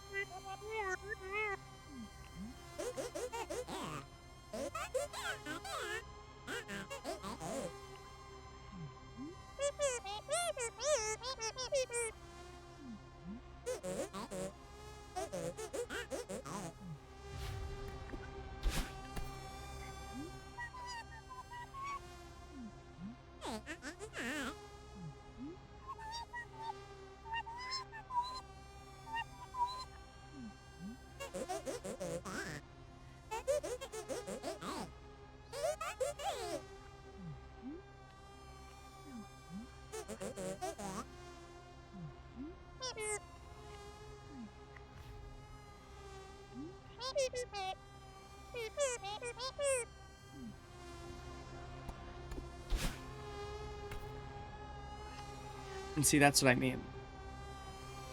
Is like neglecting the parts of yourself that you don't like. I don't like that I get angry at things. I don't like that I get anxious at things. But they're human emotions nonetheless. You know, like, I'm allowed to feel angry at things. As long as it's like a justifiable amount of anger. You know, I'm not saying like, oh, I should be like screaming my head off because I don't like certain things. It's more like I'm allowed to be upset at things. And it's more about what I do with that upsetness that matters. Like, I don't think any of you would bat an eye if somebody said they were angry about something. You'd kind of be like, well, I mean, that's a normal emotion. But as soon as somebody says, yeah, I, like, screamed my head off because I couldn't do this. It's like, okay, maybe don't do that.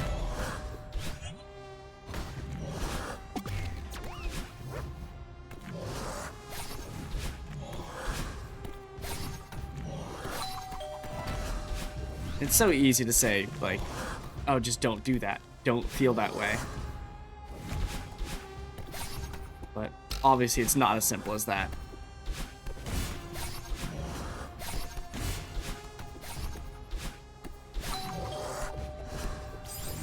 Ow.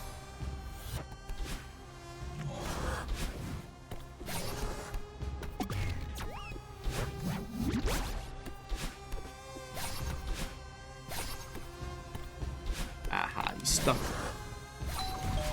See you later, Stinky.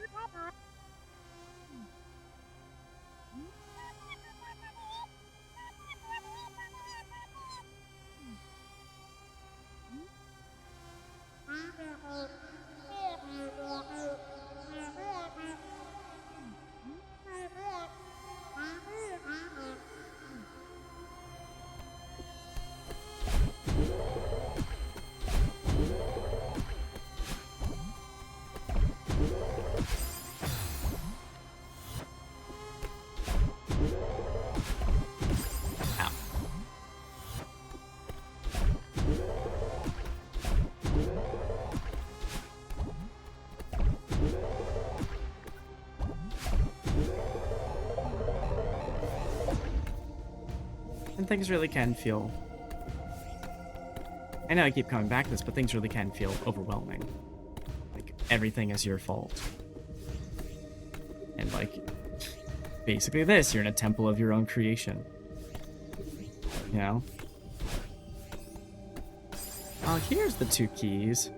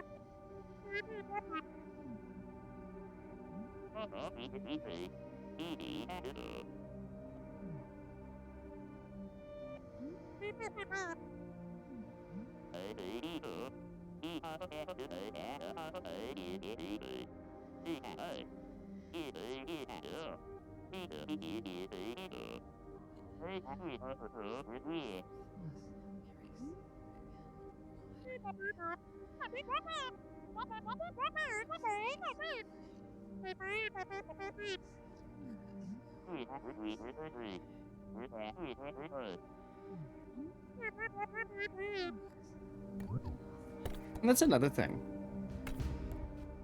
It's really easy to, like, take full ownership for things, despite things not being your fault.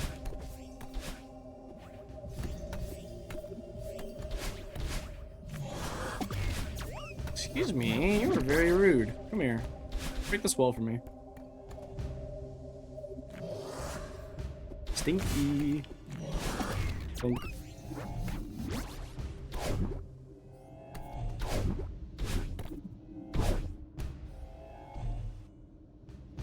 Wow, I've trapped myself. Ow.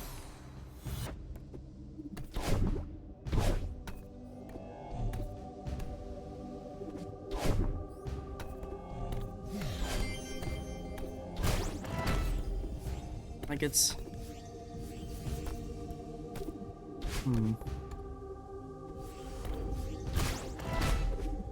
Sometimes it's really hard to convince yourself that something's not your fault.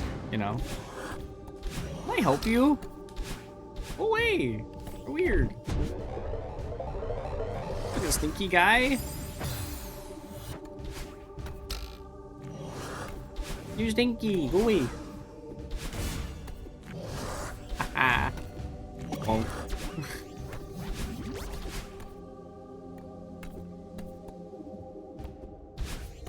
Where's the second key? What's this?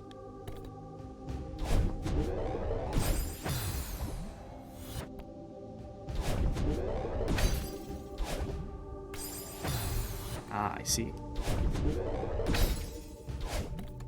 Here we go. Berry!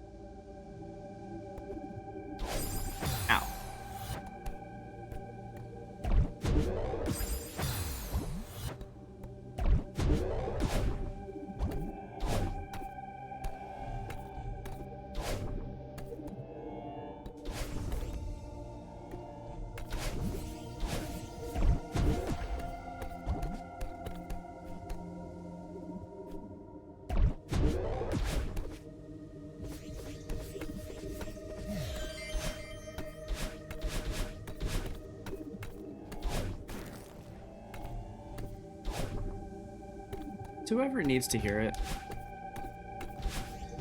not everything is your fault. Sure, maybe there's some things you could have done differently, but you don't have to take ownership of everything. Not everything that happens is on you. You know, everybody's going through their own battles, and just because somebody reacts negatively doesn't necessarily mean that you did something wrong.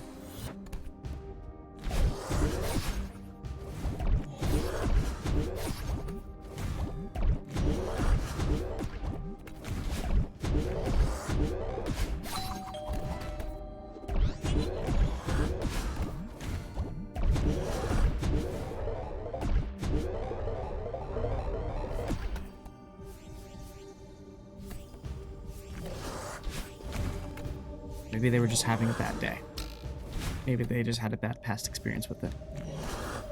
You never really know. Not unless you ask, you know?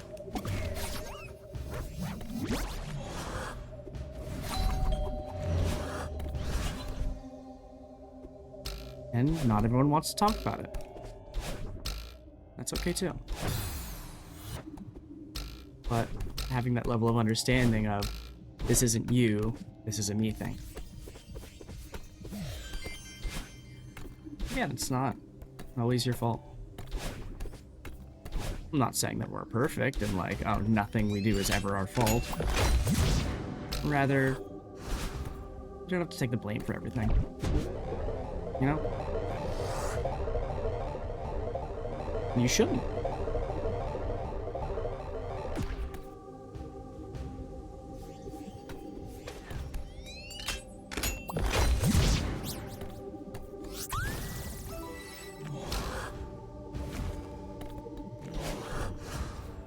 You're just sitting here, watching me play right now. There's at least some things you're doing right. And that's not me saying, like, oh yeah, watching me is, like, the best thing you can do. Or, like, you're here. You survived. You're in 2026. Like, can you believe we're in 2026? Sure, the world might not be in the best place right now, but you fucking made it here. You're here in the new year. You gotta at least be doing some things, right? You know? Even if not everything's going your way. You're at least doing something right, considering you're still standing here. Well, I guess sitting here, but you know what I mean.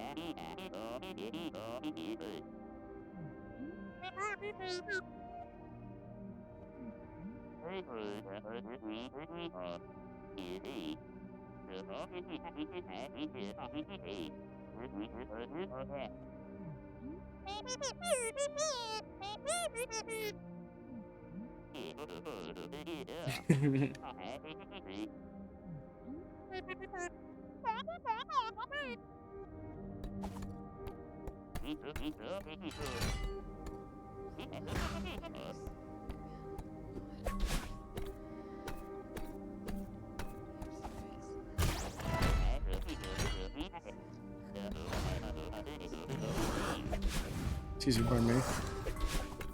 Excuse me, pardon me. Bye. Excuse me, pardon me.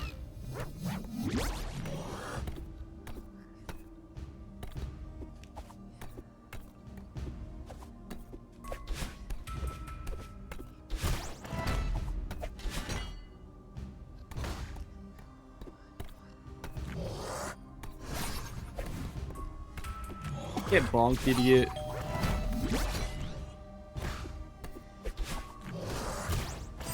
Ow. Didn't like that.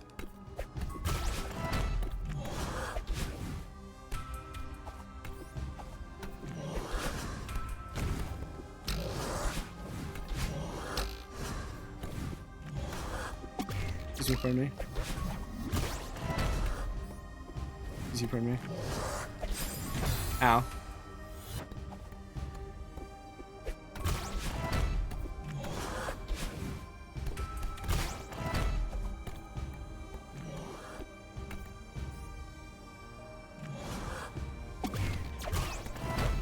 See you later, Stinky.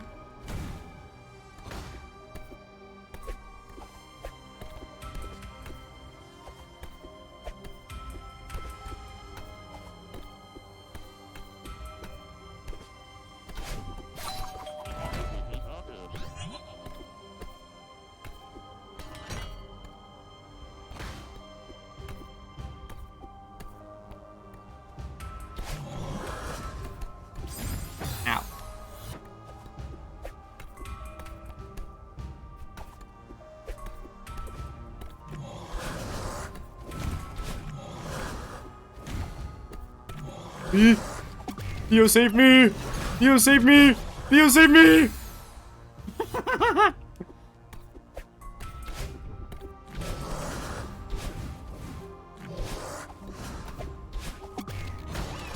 Haha, fuck you, stinky guy.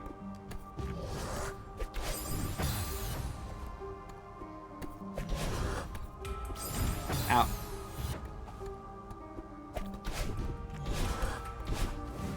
Bye-bye, Stinky. Haha.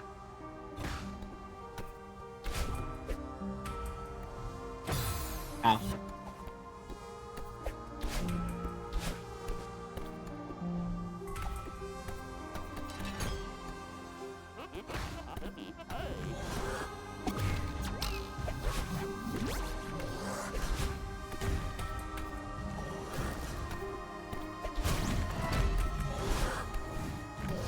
Get away from me!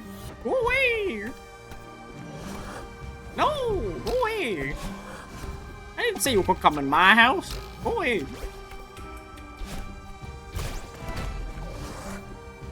Get away from me! Goodbye!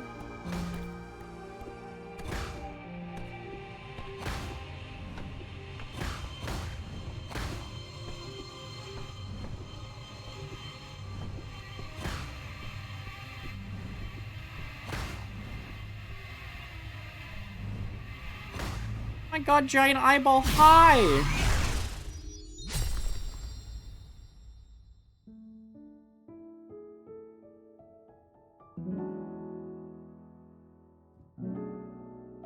I love that he's still holding his phone.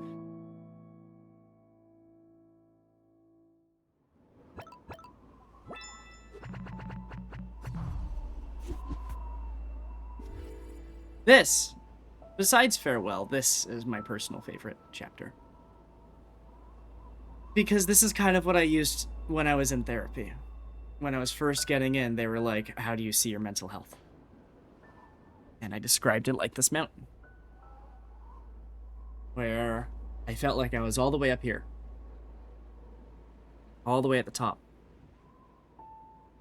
About to make it to the peak of my mental health, and then I just collapsed, and I don't know when. Things started spiraling down, and I hit rock bottom and didn't even realize it. I was in denial that I was down there. There's no way that, like, I'm feeling this depressed and anxious, you know? Like, this is just how things are, and I gotta just work on not being stupid about it. I gotta work on being better about it.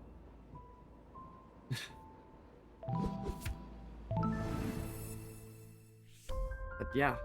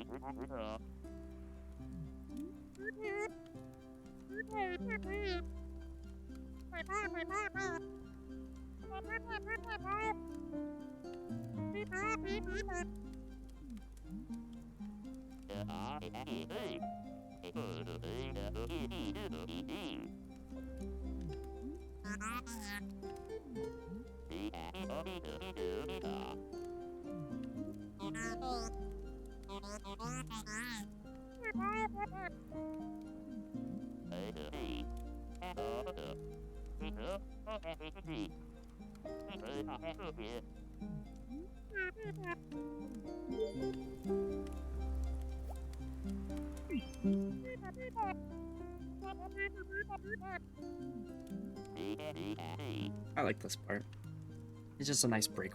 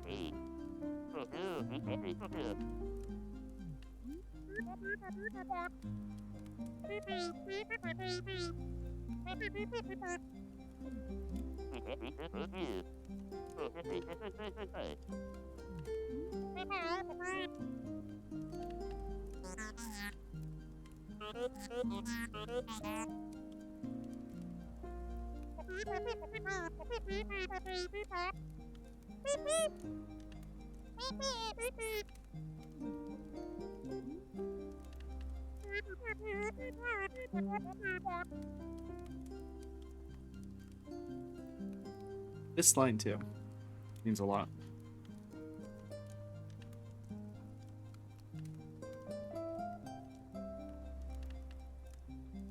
It's really easy to kind of put on this facade of like, everything's fine, don't worry about me. Even if you're not. Even if things aren't okay. It's so easy to just say, oh, I'm fine.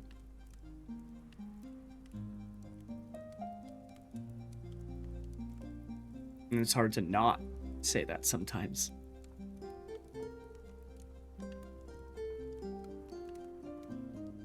It's hard to just say that you're not doing okay.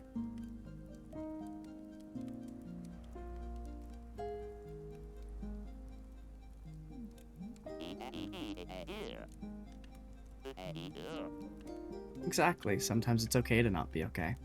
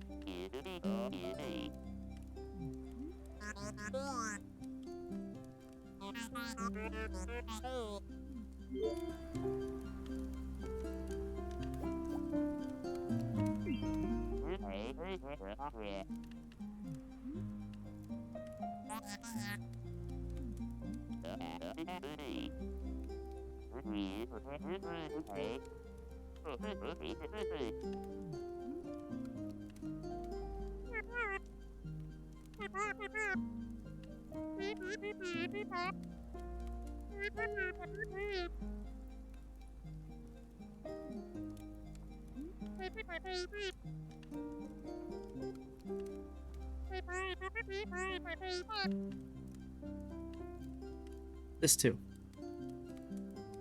Exactly what I was talking about. Where you see where you once were, or what you think is like the normal, but it just feels unimaginably far. When did I get this way? When did I start feeling this way? And then you start doubting yourself. You start insulting yourself. When did I feel this weak? When did I feel this low?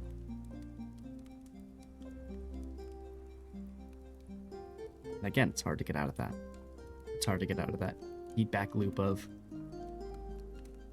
when did I start to turn out like this? And it's a lot of trying to get out of your own head of, life happens, things change, work sucks, people were mean, lost some friends. There's a lot that leads to where you are right now. Whether that's in a good way or a bad way, there's a lot that leads up to it.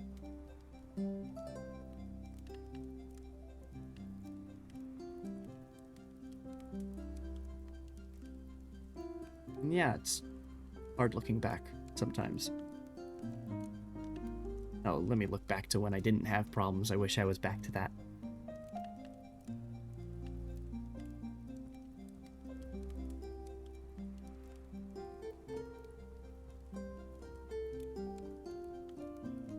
It's tough to kind of, you know, accept the fact that things change. Life changes, you change. You change a lot.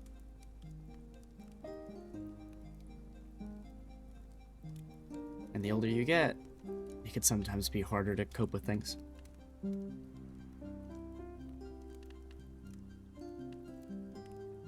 Especially with just everything going on, not just in your personal lives, but just around you. It can be tough to cope with everything going on. I know it is sometimes for me. That's why I have to get off of Twitter.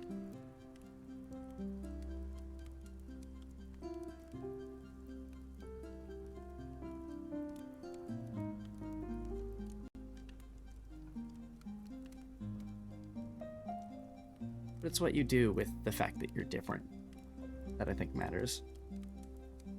And sure, things have changed. Life has changed. You've changed. Your friends have changed. But that's not necessarily a bad thing.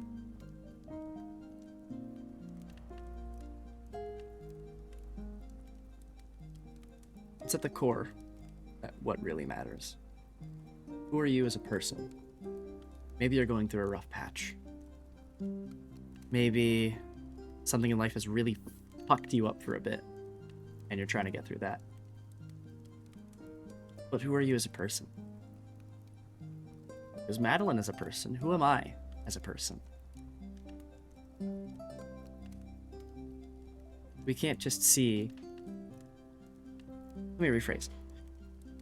When you look at your friends, they get mad at something. Do you see them for their anger?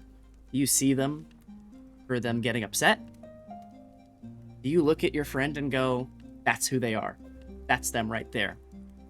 They're upset at things, that's them.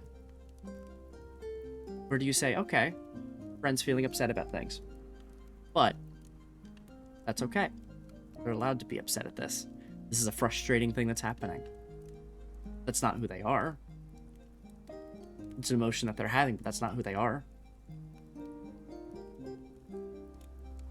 You gotta take that same logic and apply it to yourself. Just because I'm feeling upset about this doesn't mean that that's who I am. I'm a constantly upset person. I'm a constantly anxious person. You may feel that way, but that's not who you are. You have these emotions, you feel these ways. That's not who you are.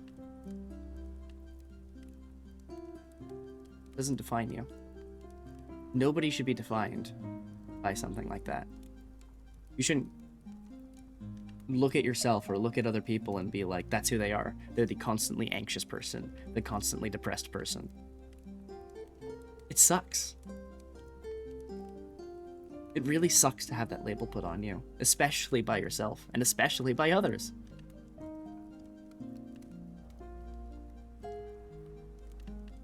There's many other things that define who you are as a person, and emotions shouldn't be one of them.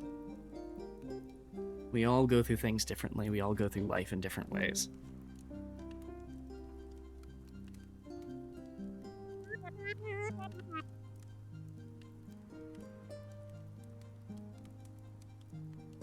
It's thinking like this that leads you into that endless feedback loop of depression.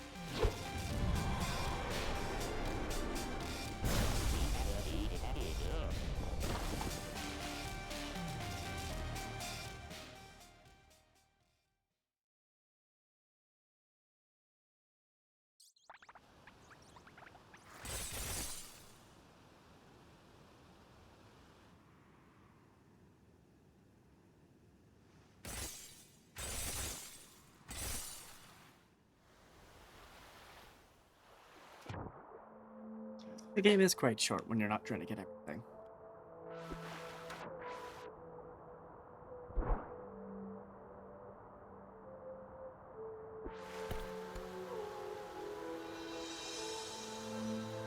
But what she was saying was true. I mean, you could try as your might to say, like, oh yeah, like, if I just leave behind my depression, if I just leave behind my anxieties, my anger, my frustrations, then I'll be a better person.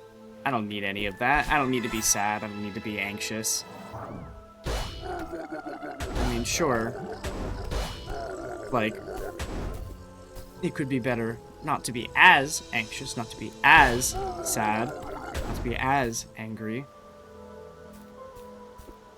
But it's not something you can just leave behind. Oh no. You can't just drop it on the floor and say, well, I'm no longer depressed. I'm no longer angry. I'm no longer sad. It's fine. I just have to not be anxious. I just have to not be sad about things.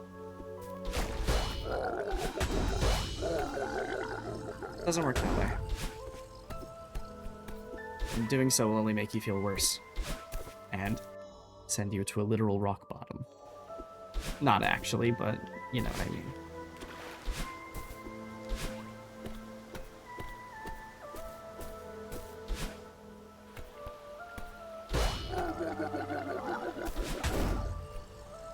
No.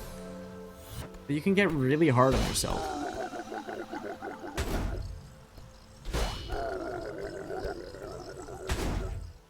Ooh, real? And it's hard not to just wish for, like, all that shit to go away. Like, again, I don't want to be anxious all the time. I don't want to be angry all the time. I don't want to be sad all the time. And it's fair to say that. Because you shouldn't want to be that. You shouldn't want to be sad all the time. You shouldn't want to be anxious or angry all the time. But that's not to say that you shouldn't be anxious. That's not to say that you shouldn't be angry. It's not to say that you shouldn't be sad. It's to say that you don't want to have that all the time. You know?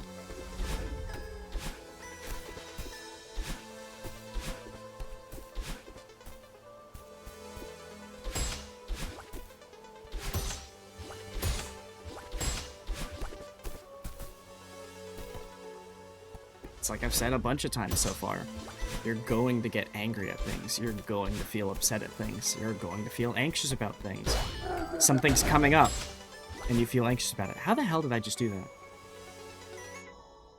That was cool. Anyways. You're going to get upset at things.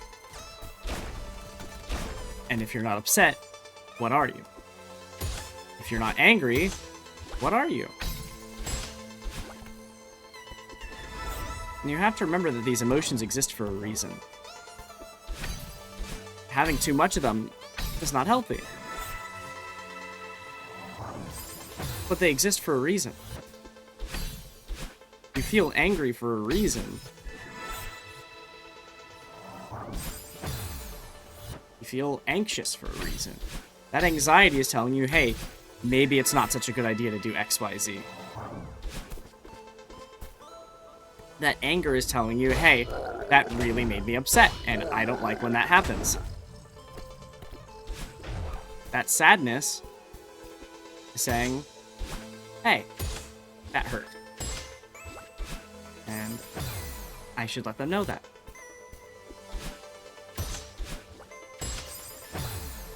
And it's about utilizing your emotions.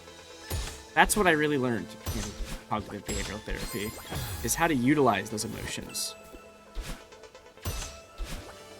It didn't remove my anxiety. I'm not, like, free of anxiety. Again, I was anxious even just starting this stream because it's completely different from what I normally do. Yeah, it's still gameplay. And yeah, I talk deep stuff sometimes, but, like, not to this extent.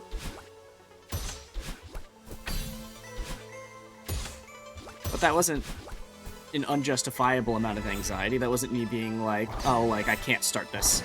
Like, it's too much. I can't do it. More like, I'm excited for it. I'm a bit nervous about it, but I'm excited about it. I'm happy to be doing this. And the anxiety wasn't telling me, like, hey, like, you're gonna do shit and nobody's gonna want to watch it. It was telling me, hey, you know, just speak your mind. Like, just do the best you can. And it's hard. Because a lot of times it doesn't feel like that. A lot of times it just feels like it's just meant to be harmful.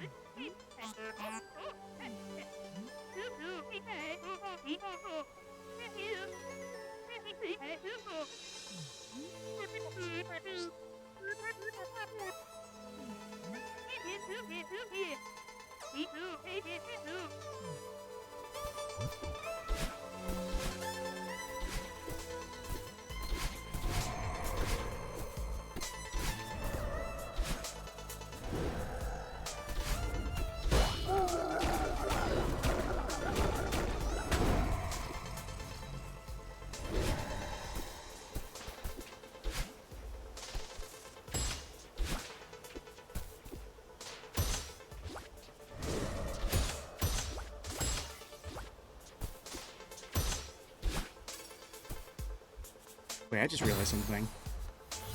Wait.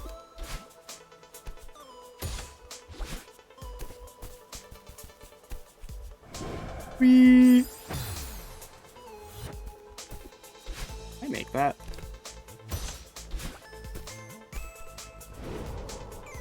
I think I can make that. Hold on.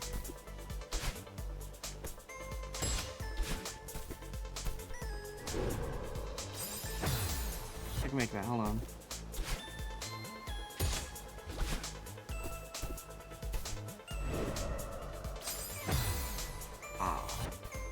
I mean, you could probably make that, but it's a really thin gap. At least I could skip this. Whee!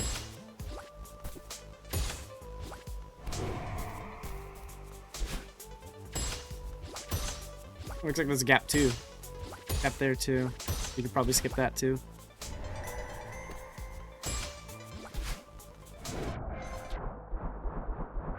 So many speedrun strats.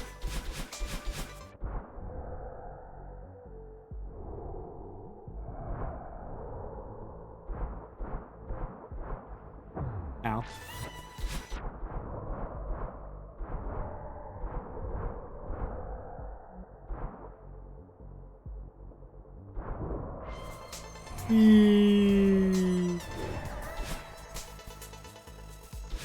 Hi, Kevin. Let's go, Kevin! Let's go, Kevin!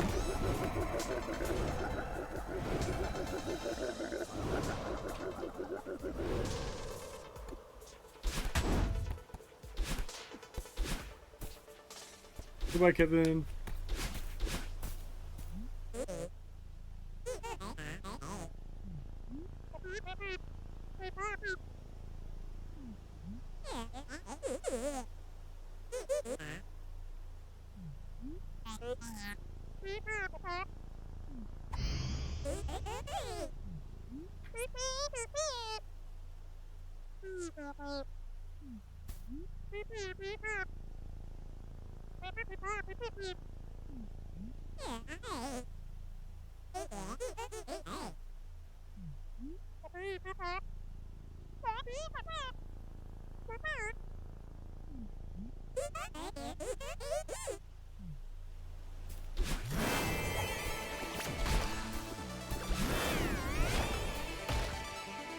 I love this song. Probably one of my favorites of the whole Celeste soundtrack.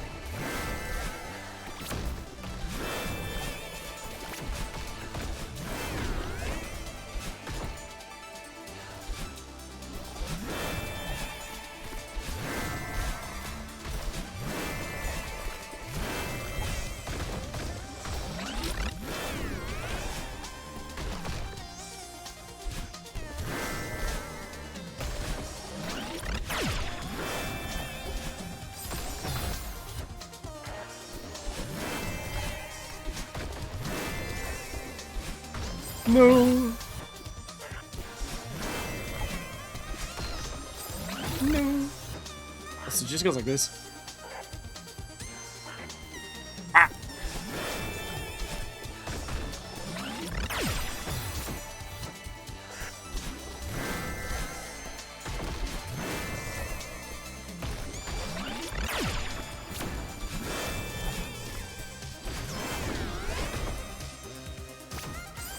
Ow.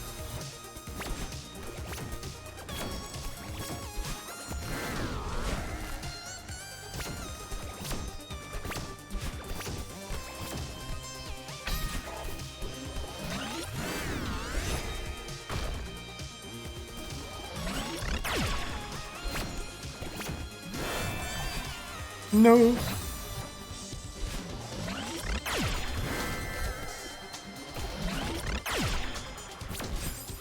Ow.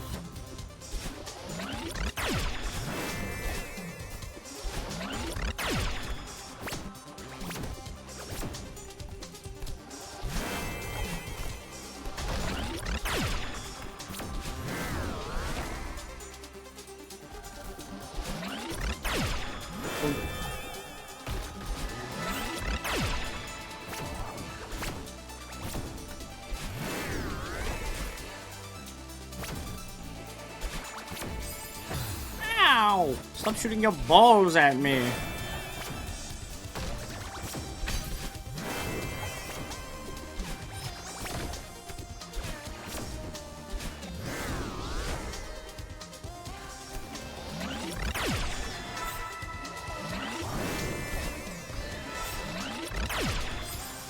Ow.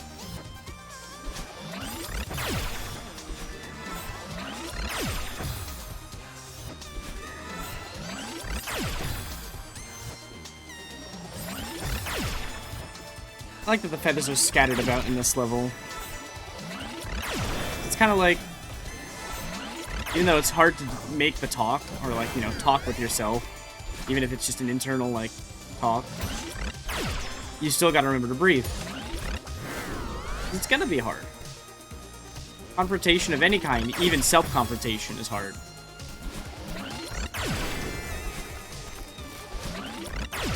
You gotta remember to breathe.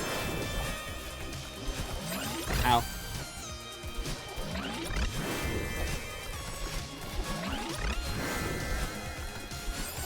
Ow.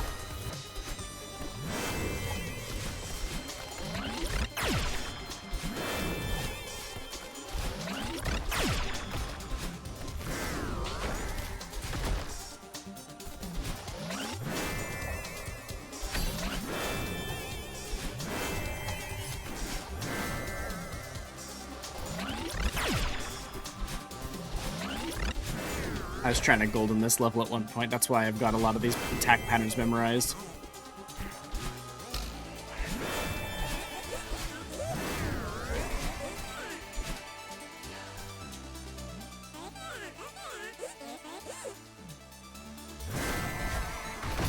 Oh!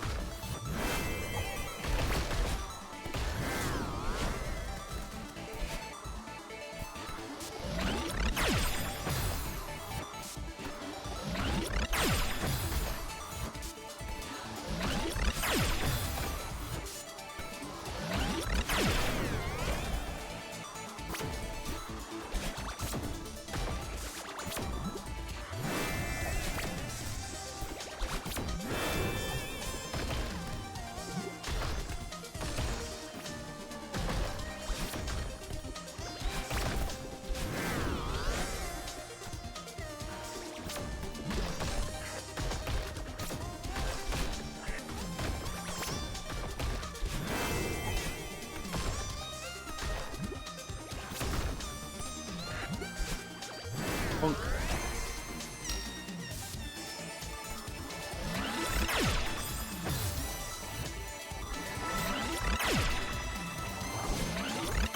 Bonk.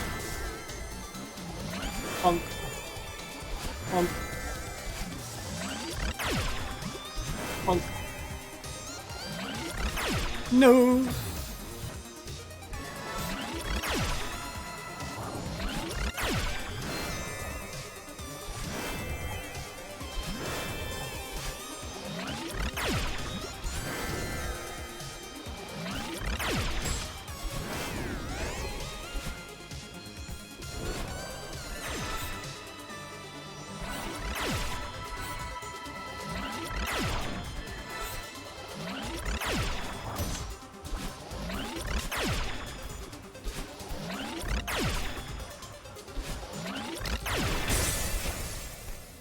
Got it.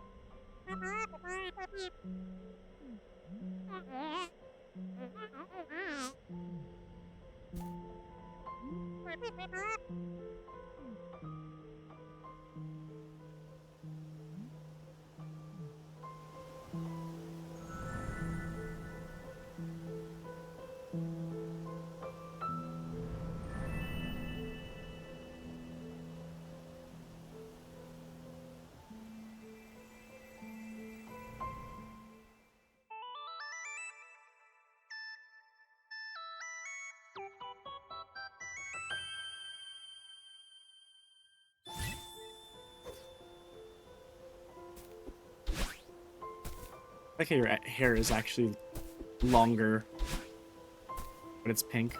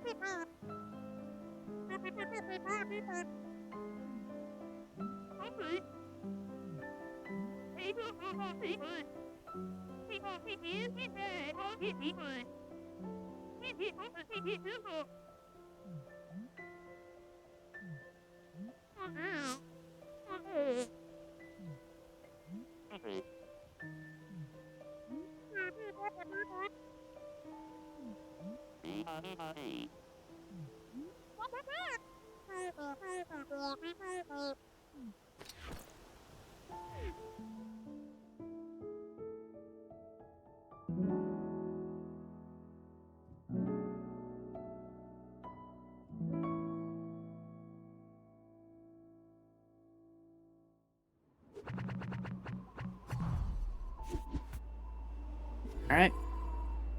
Now we go to the summit.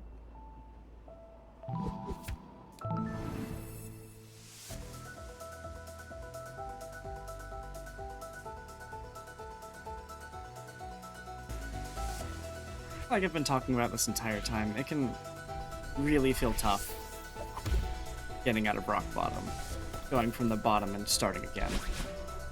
Feeling like you have nothing really to go off of.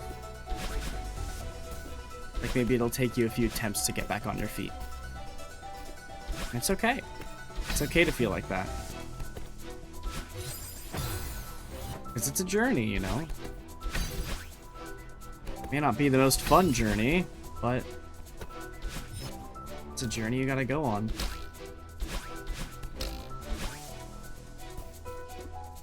Little by little, you'll make progress. Getting out of that rut that you were in.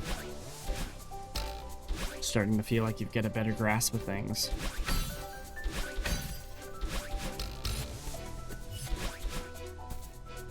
Each time you'll feel a little bit stronger. You'll get knocked down, It'll suck. But each time you feel like you'll come back into it with more experience.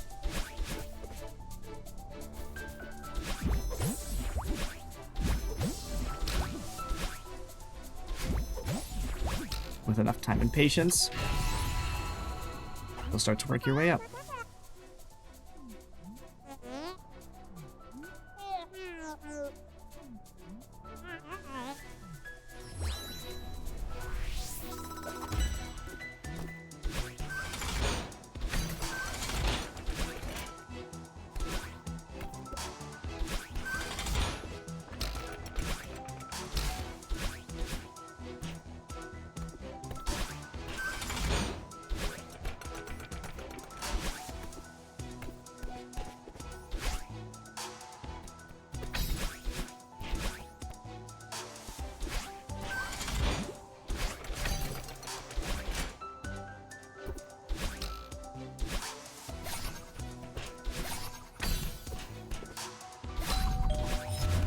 Oh no! Favorite song in the game OST. I agree. This is a very good song.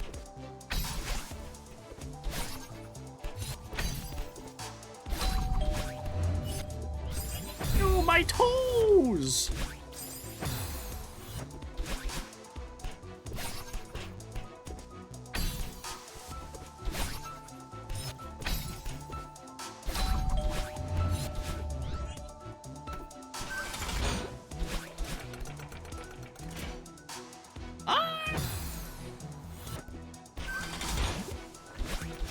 There we go.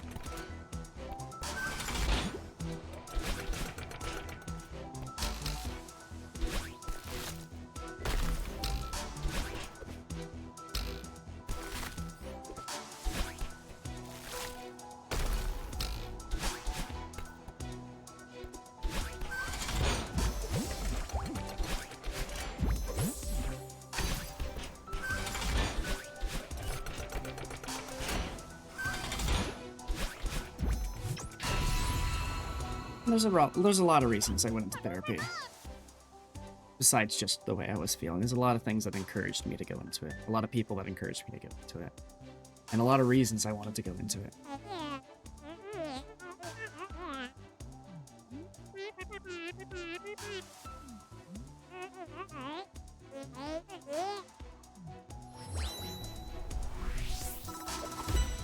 Because I did go into it for myself. But you can have multiple reasons. I went into it for myself. I went into it because I wanted to be a better friend. I went into it because I wanted to get more enjoyment out of things.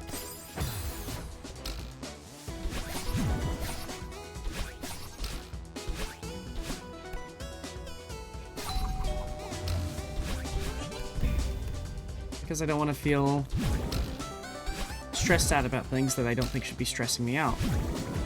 That's the reason why I haven't streamed as consistently as when I first started.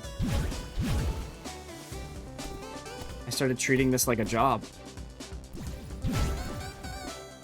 And as much as I love streaming, it's not a job. It shouldn't feel like a job, you know? It should just be for fun.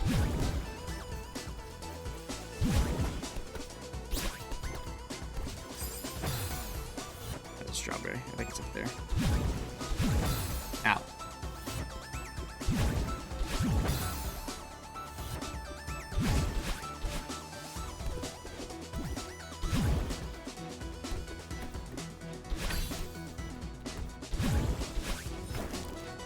I think this is still a strawberry. No, it's not.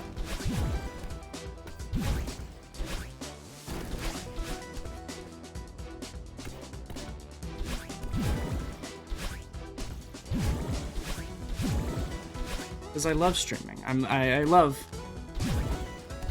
no entertainer, but I like the company of it. I started streaming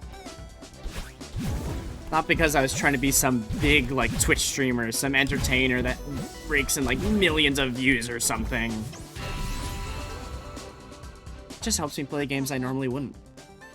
I'm really bad at playing single-player games. I'm really bad at doing things for myself. And streaming kind of gets me out there. Gives me a chance to do it for an audience. Talk about these things. You know? I know I haven't done it much these past couple of weeks, and that's because I've been trying to take a break just from everything. I've been trying to get out of the house more. And I can't promise any kind of, like, consistency in streaming, but I enjoy doing it. I really do enjoy doing it. And I've been trying to find more games to really do it for. Like, Halo 3 is coming. Halo 3 is coming! There will be a Halo 3. I have not forgotten about John Halo. It will be here. I just gotta plan some things, plan some logistics. And once Gorky's done being sick, I want to continue Abiotic. And once James is done working, I want to continue Terraria. There's a lot of things I still want to do. I ain't giving up streaming for anything.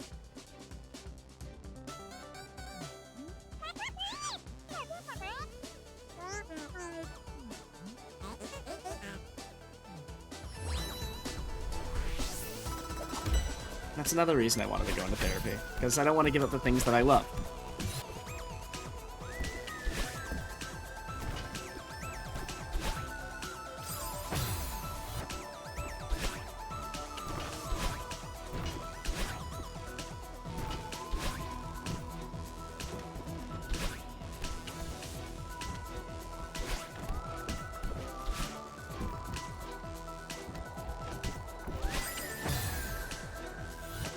Hold on. What was the strat?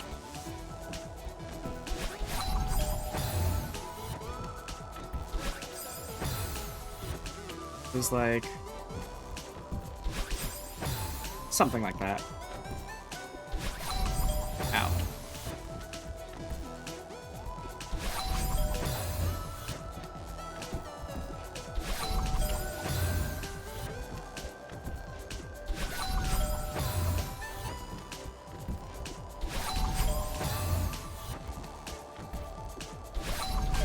There we go. There's a strat where you can, like, do it, like, right as you enter the room or something like that. Jazz knows about it.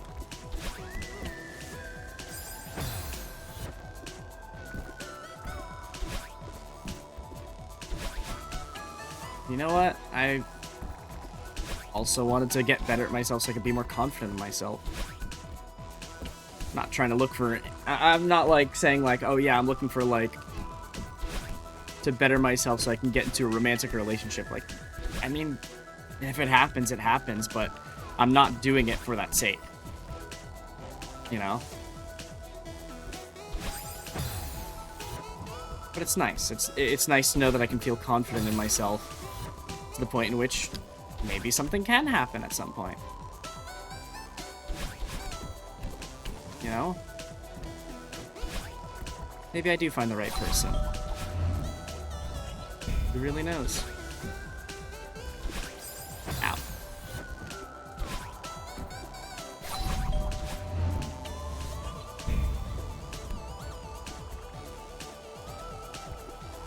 And it's just nice to know that I can start even looking into something like that, because I don't... In case y'all don't know, I'm demi-romantic. I don't fully know where I stand on things. I'm still trying to figure that out.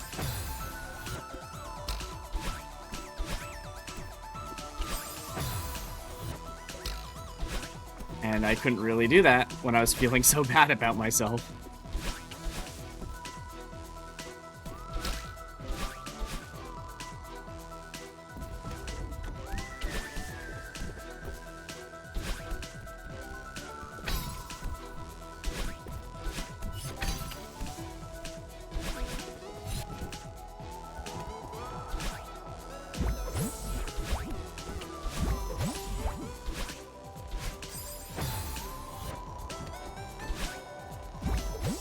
Overall, even without looking into, like,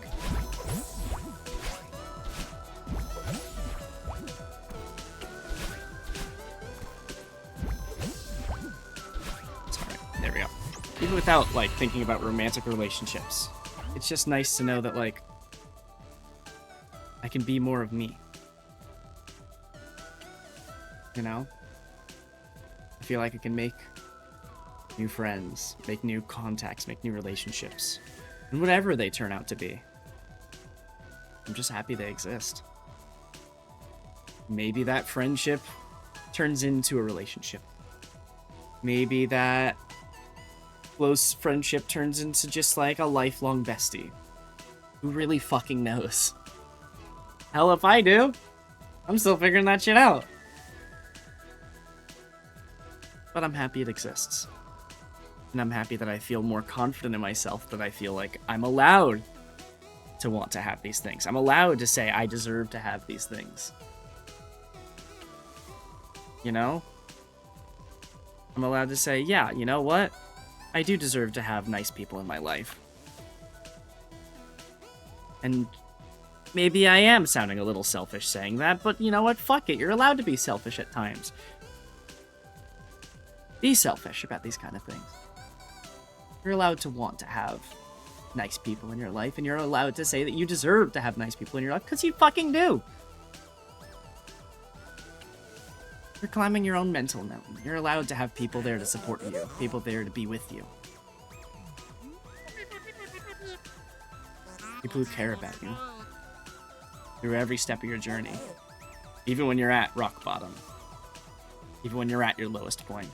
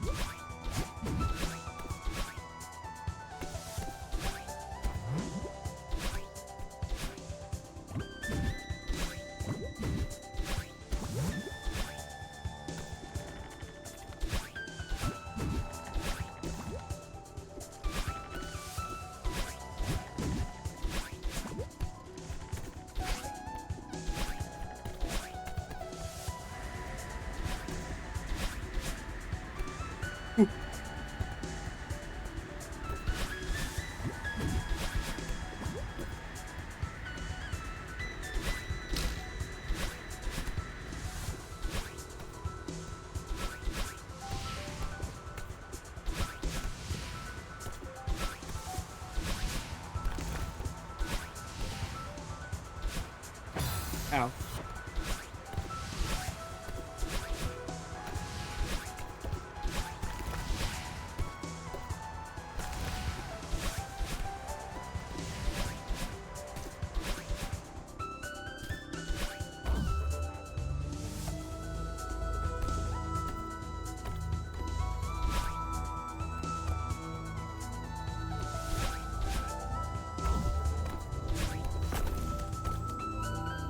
How the hell did I first try that room?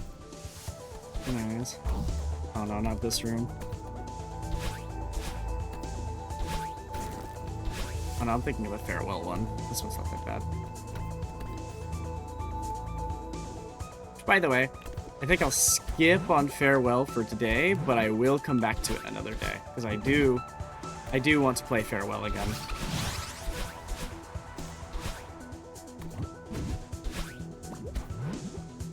But I want to give it its own dedicated block.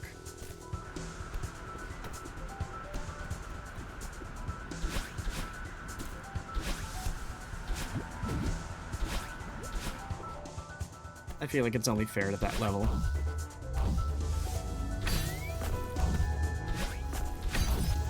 Because it is kind of its own thing.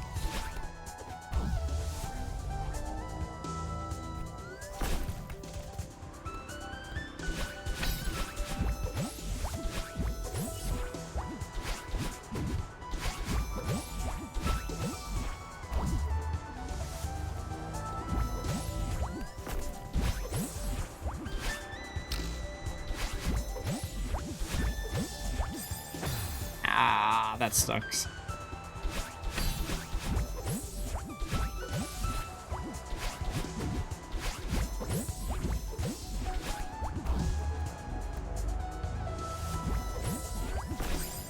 My head is full of spikes.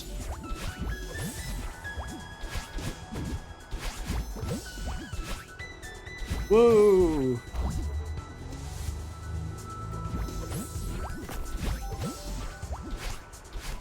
Oh no.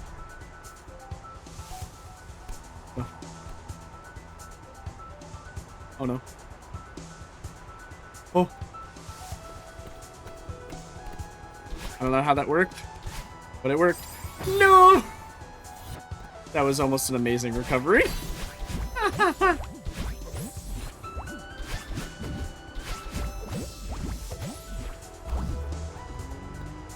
Oh, there's a little thing down there. There's a little thing for me to stand on. Ow, my face!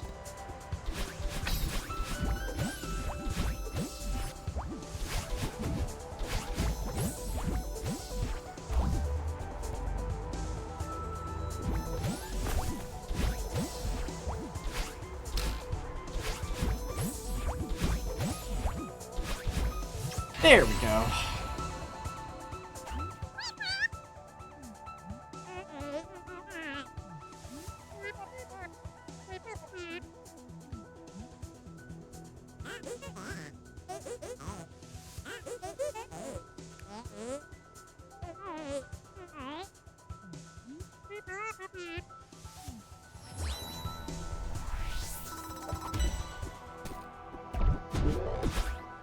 Ooh. I forgot there's something else I can do. Whee!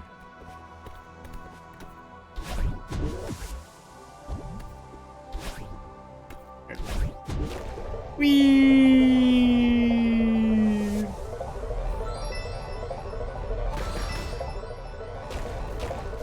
Oh.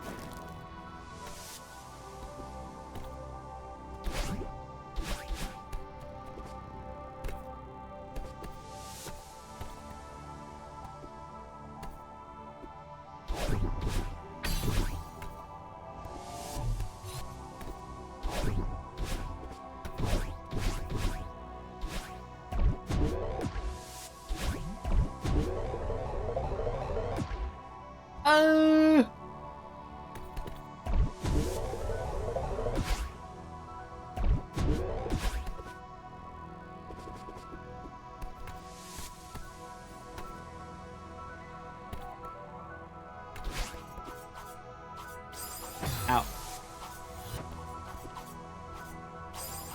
Ow. Ow. Ow.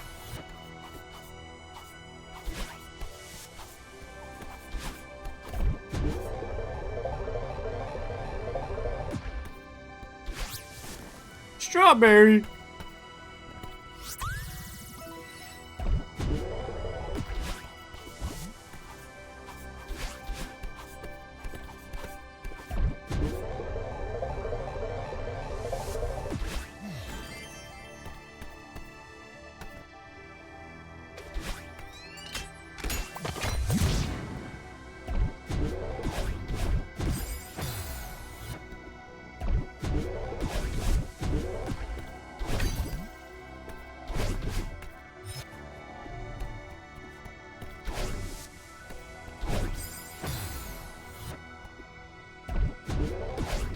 Wait.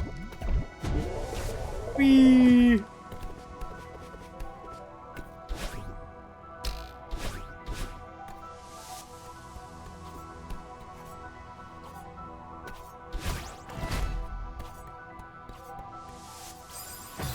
Damn it.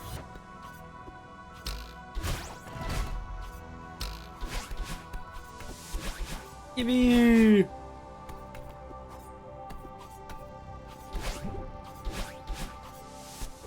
Oh no.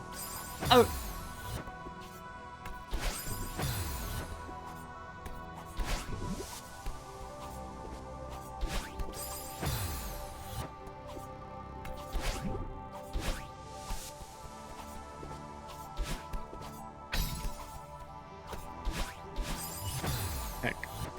Okay.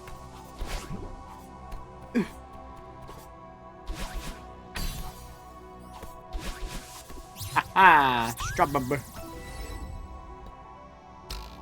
Bonk.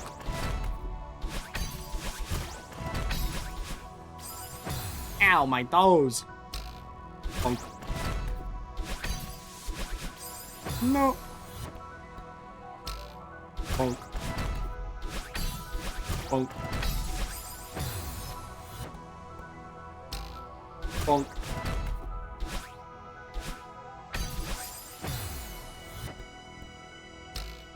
Bonk.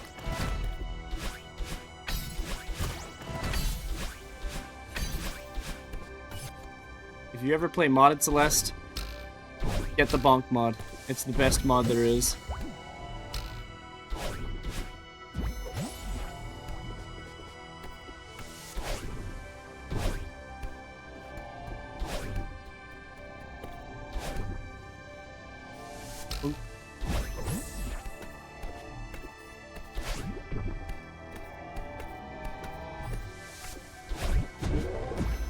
Whee!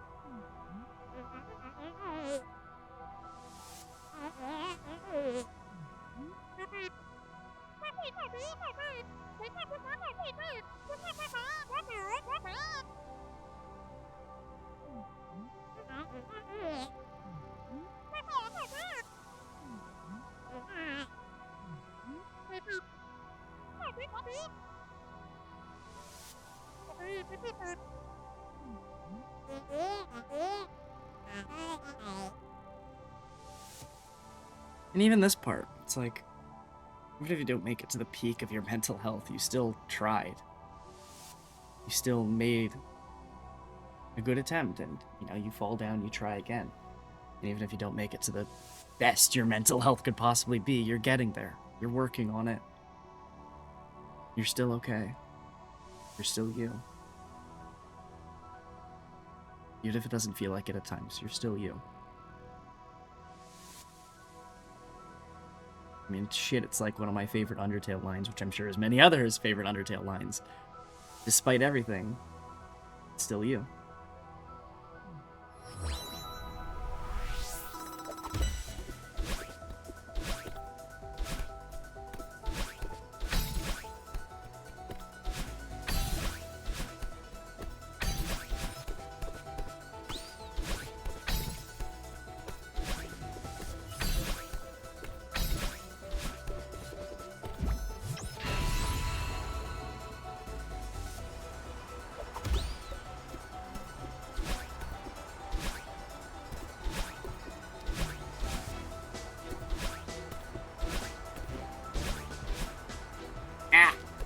Get over here, you freak. There we go. Ah! Ew. This damn wind!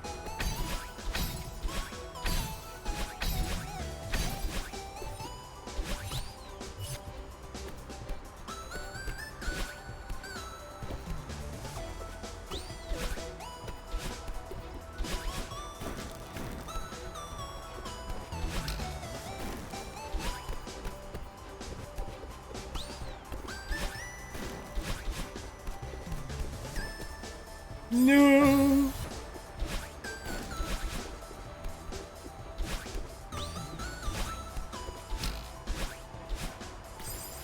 Ow.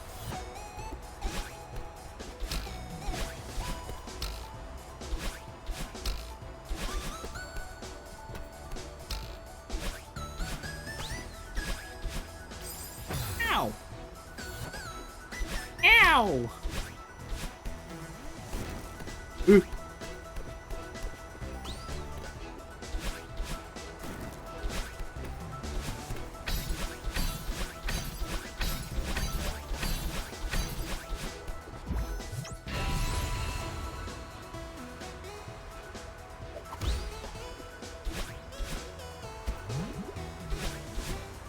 Another thing that I think is helpful to learn in life is that it's okay to take side quests. You don't have to rush your way through everything.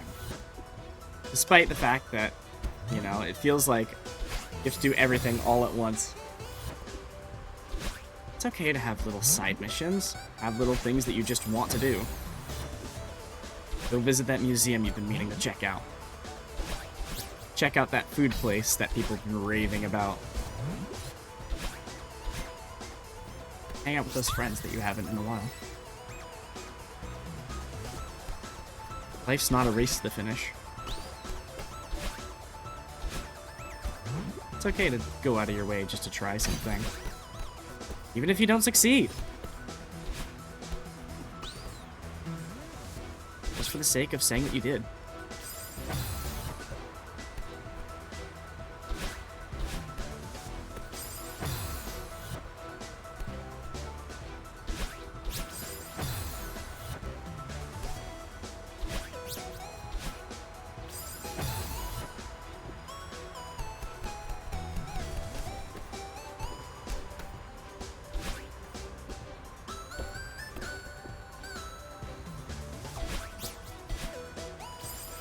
I don't even know how to get this strawberry. I don't even remember. But you know what? I tried.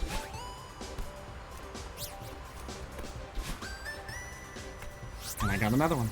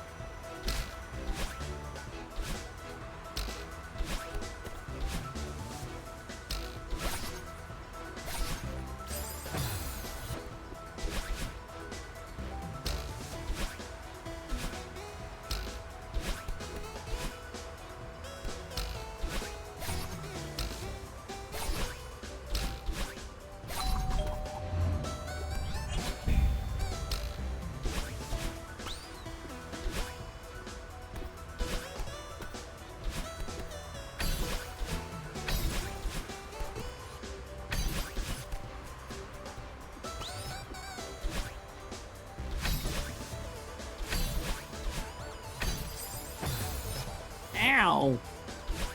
It poked my butt.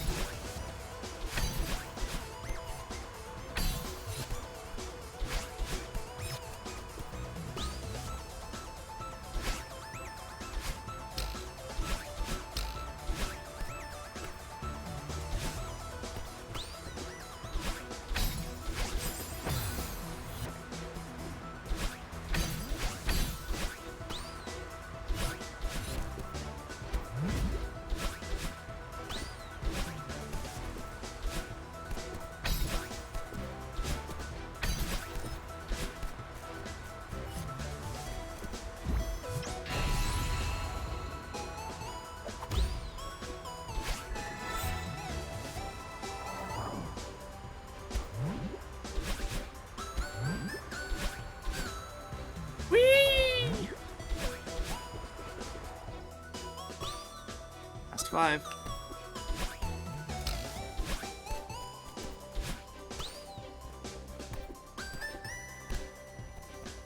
Started therapy in December of 2024. At what I'd say is probably one of the lowest points that I've been in. Because a lot had happened. A lot came surmounting on top of me. Combined with work stress, combined with everything. It felt like a lot. It felt like too much. It felt overwhelming. And despite being able, like she said, despite being able to keep up appearances, I wasn't doing the best.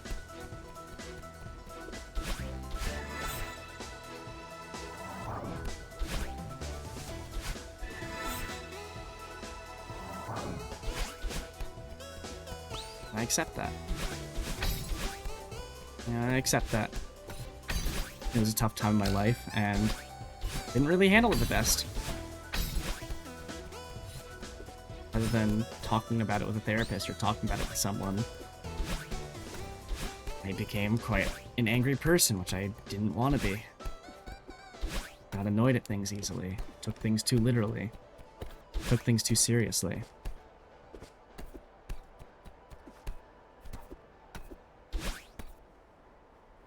And I finished therapy about a week ago. I had my last therapy session back in 2025, around December 29th or so. And finally gotten to a point in which my therapist thought that I was ready to go.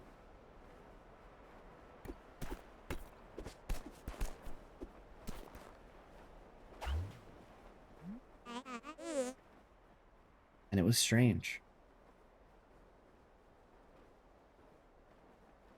I'd been talking about this metaphorical mountain. You know, like this mental health mountain in my head that I obviously used Celeste as like an easy way to talk about it. It was kind of crazy. Nearing the end of my therapy sessions, I kind of looked back and said, it's kind of crazy seeing where I am now. Where I felt like I was all the way at the bottom looking at where I once was, feeling like it was impossibly far away. And now I feel like not only have I gotten to that point, I feel like I've surpassed where I was. I feel healthier. Feel happier. Not every day is going to be perfect. I'm not always going to be perfect. Emotions are a finicky as fuck thing.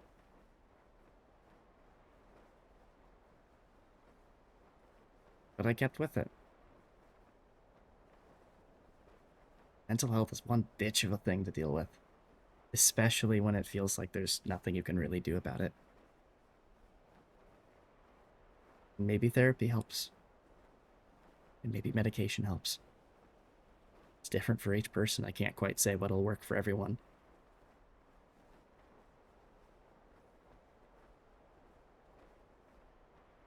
But it's possible to get better. It's possible to feel better. You're not defined. I know I've said this a bunch, but you're not defined by your emotions. Don't let other people define you by your emotions. Don't let other people tell you who you are. Or what you can and can't do.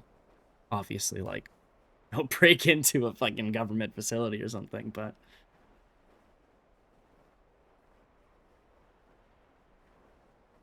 you can accomplish a lot when you really start putting faith in yourself.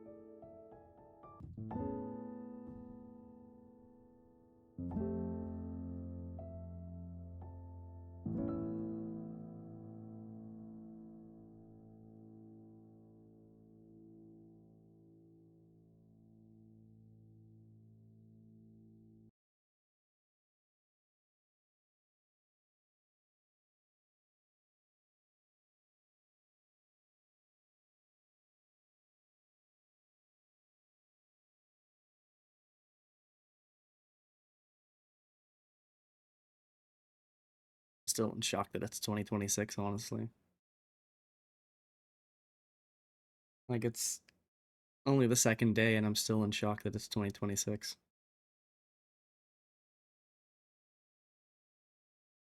It's a weird feeling. But suffice to say, I'm happy to be here.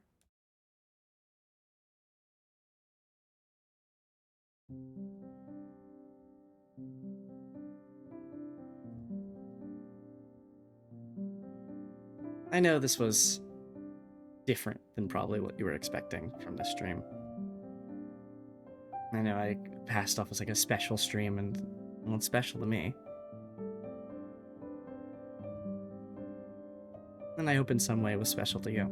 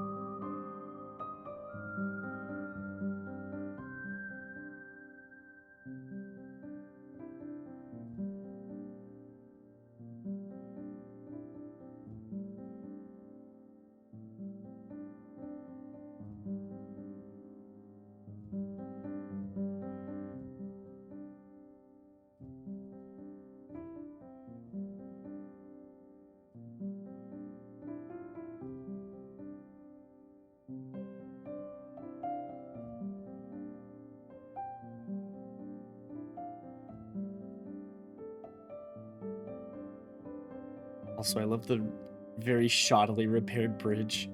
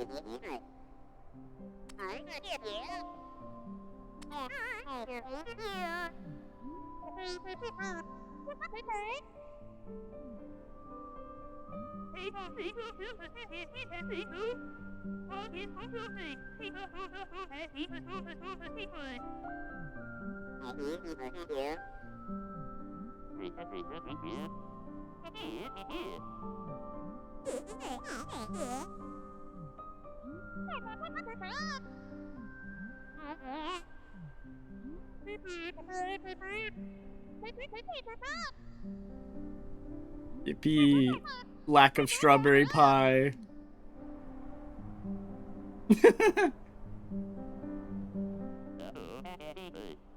It's the lack of strawberry pie. Yippee!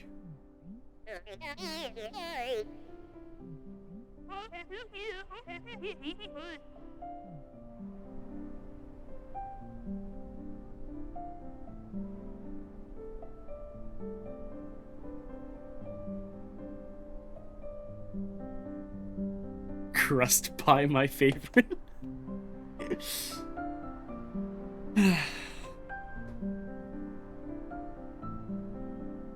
Thank you all for tuning into this. Again, I know it's different, but it's something I've been thinking about doing for a while. And it especially works well with it being the new year. I'll get back to Farewell eventually. But I just really wanted to play the game again.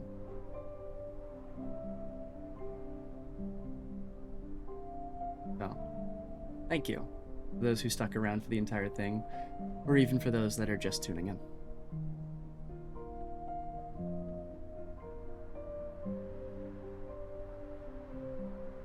And if y'all have any questions, like about therapy, about mental health, I'm more than happy to answer if I can. I'll do the best that I can. You are free to reach out in like the Discord or in the chat or wherever. Obviously, if it's something personal, I wouldn't recommend putting it in the Discord chat. But, you know, sorry, Twitch chat. Wrong thing. You can put it in a Discord DM, but not in the Twitch chat. There we go. Oy, oy, oy. You get my point. You're free to reach out. Questions. Not in any kind of parasocial way, but just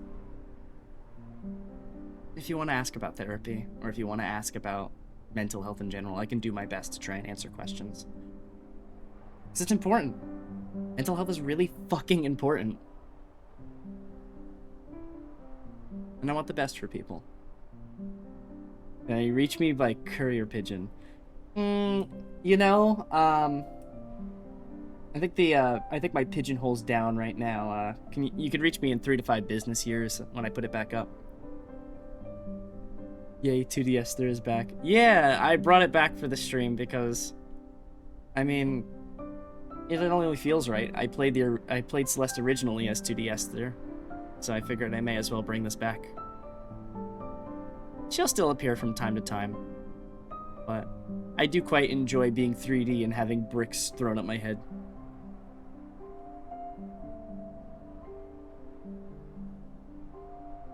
And also having the fucking bonk just flatten her head. I'm working on more redeems, by the way. I'm still thinking of more ideas, so if you have any more ideas, shoot them my way. Next stream will be a normal one. I'll have all the redeems back on. We love the brick. The brick is very good. Brick's been around forever. And even though I disabled a bunch of things, you know I couldn't get rid of the trans roach in the corner. She stays with me always.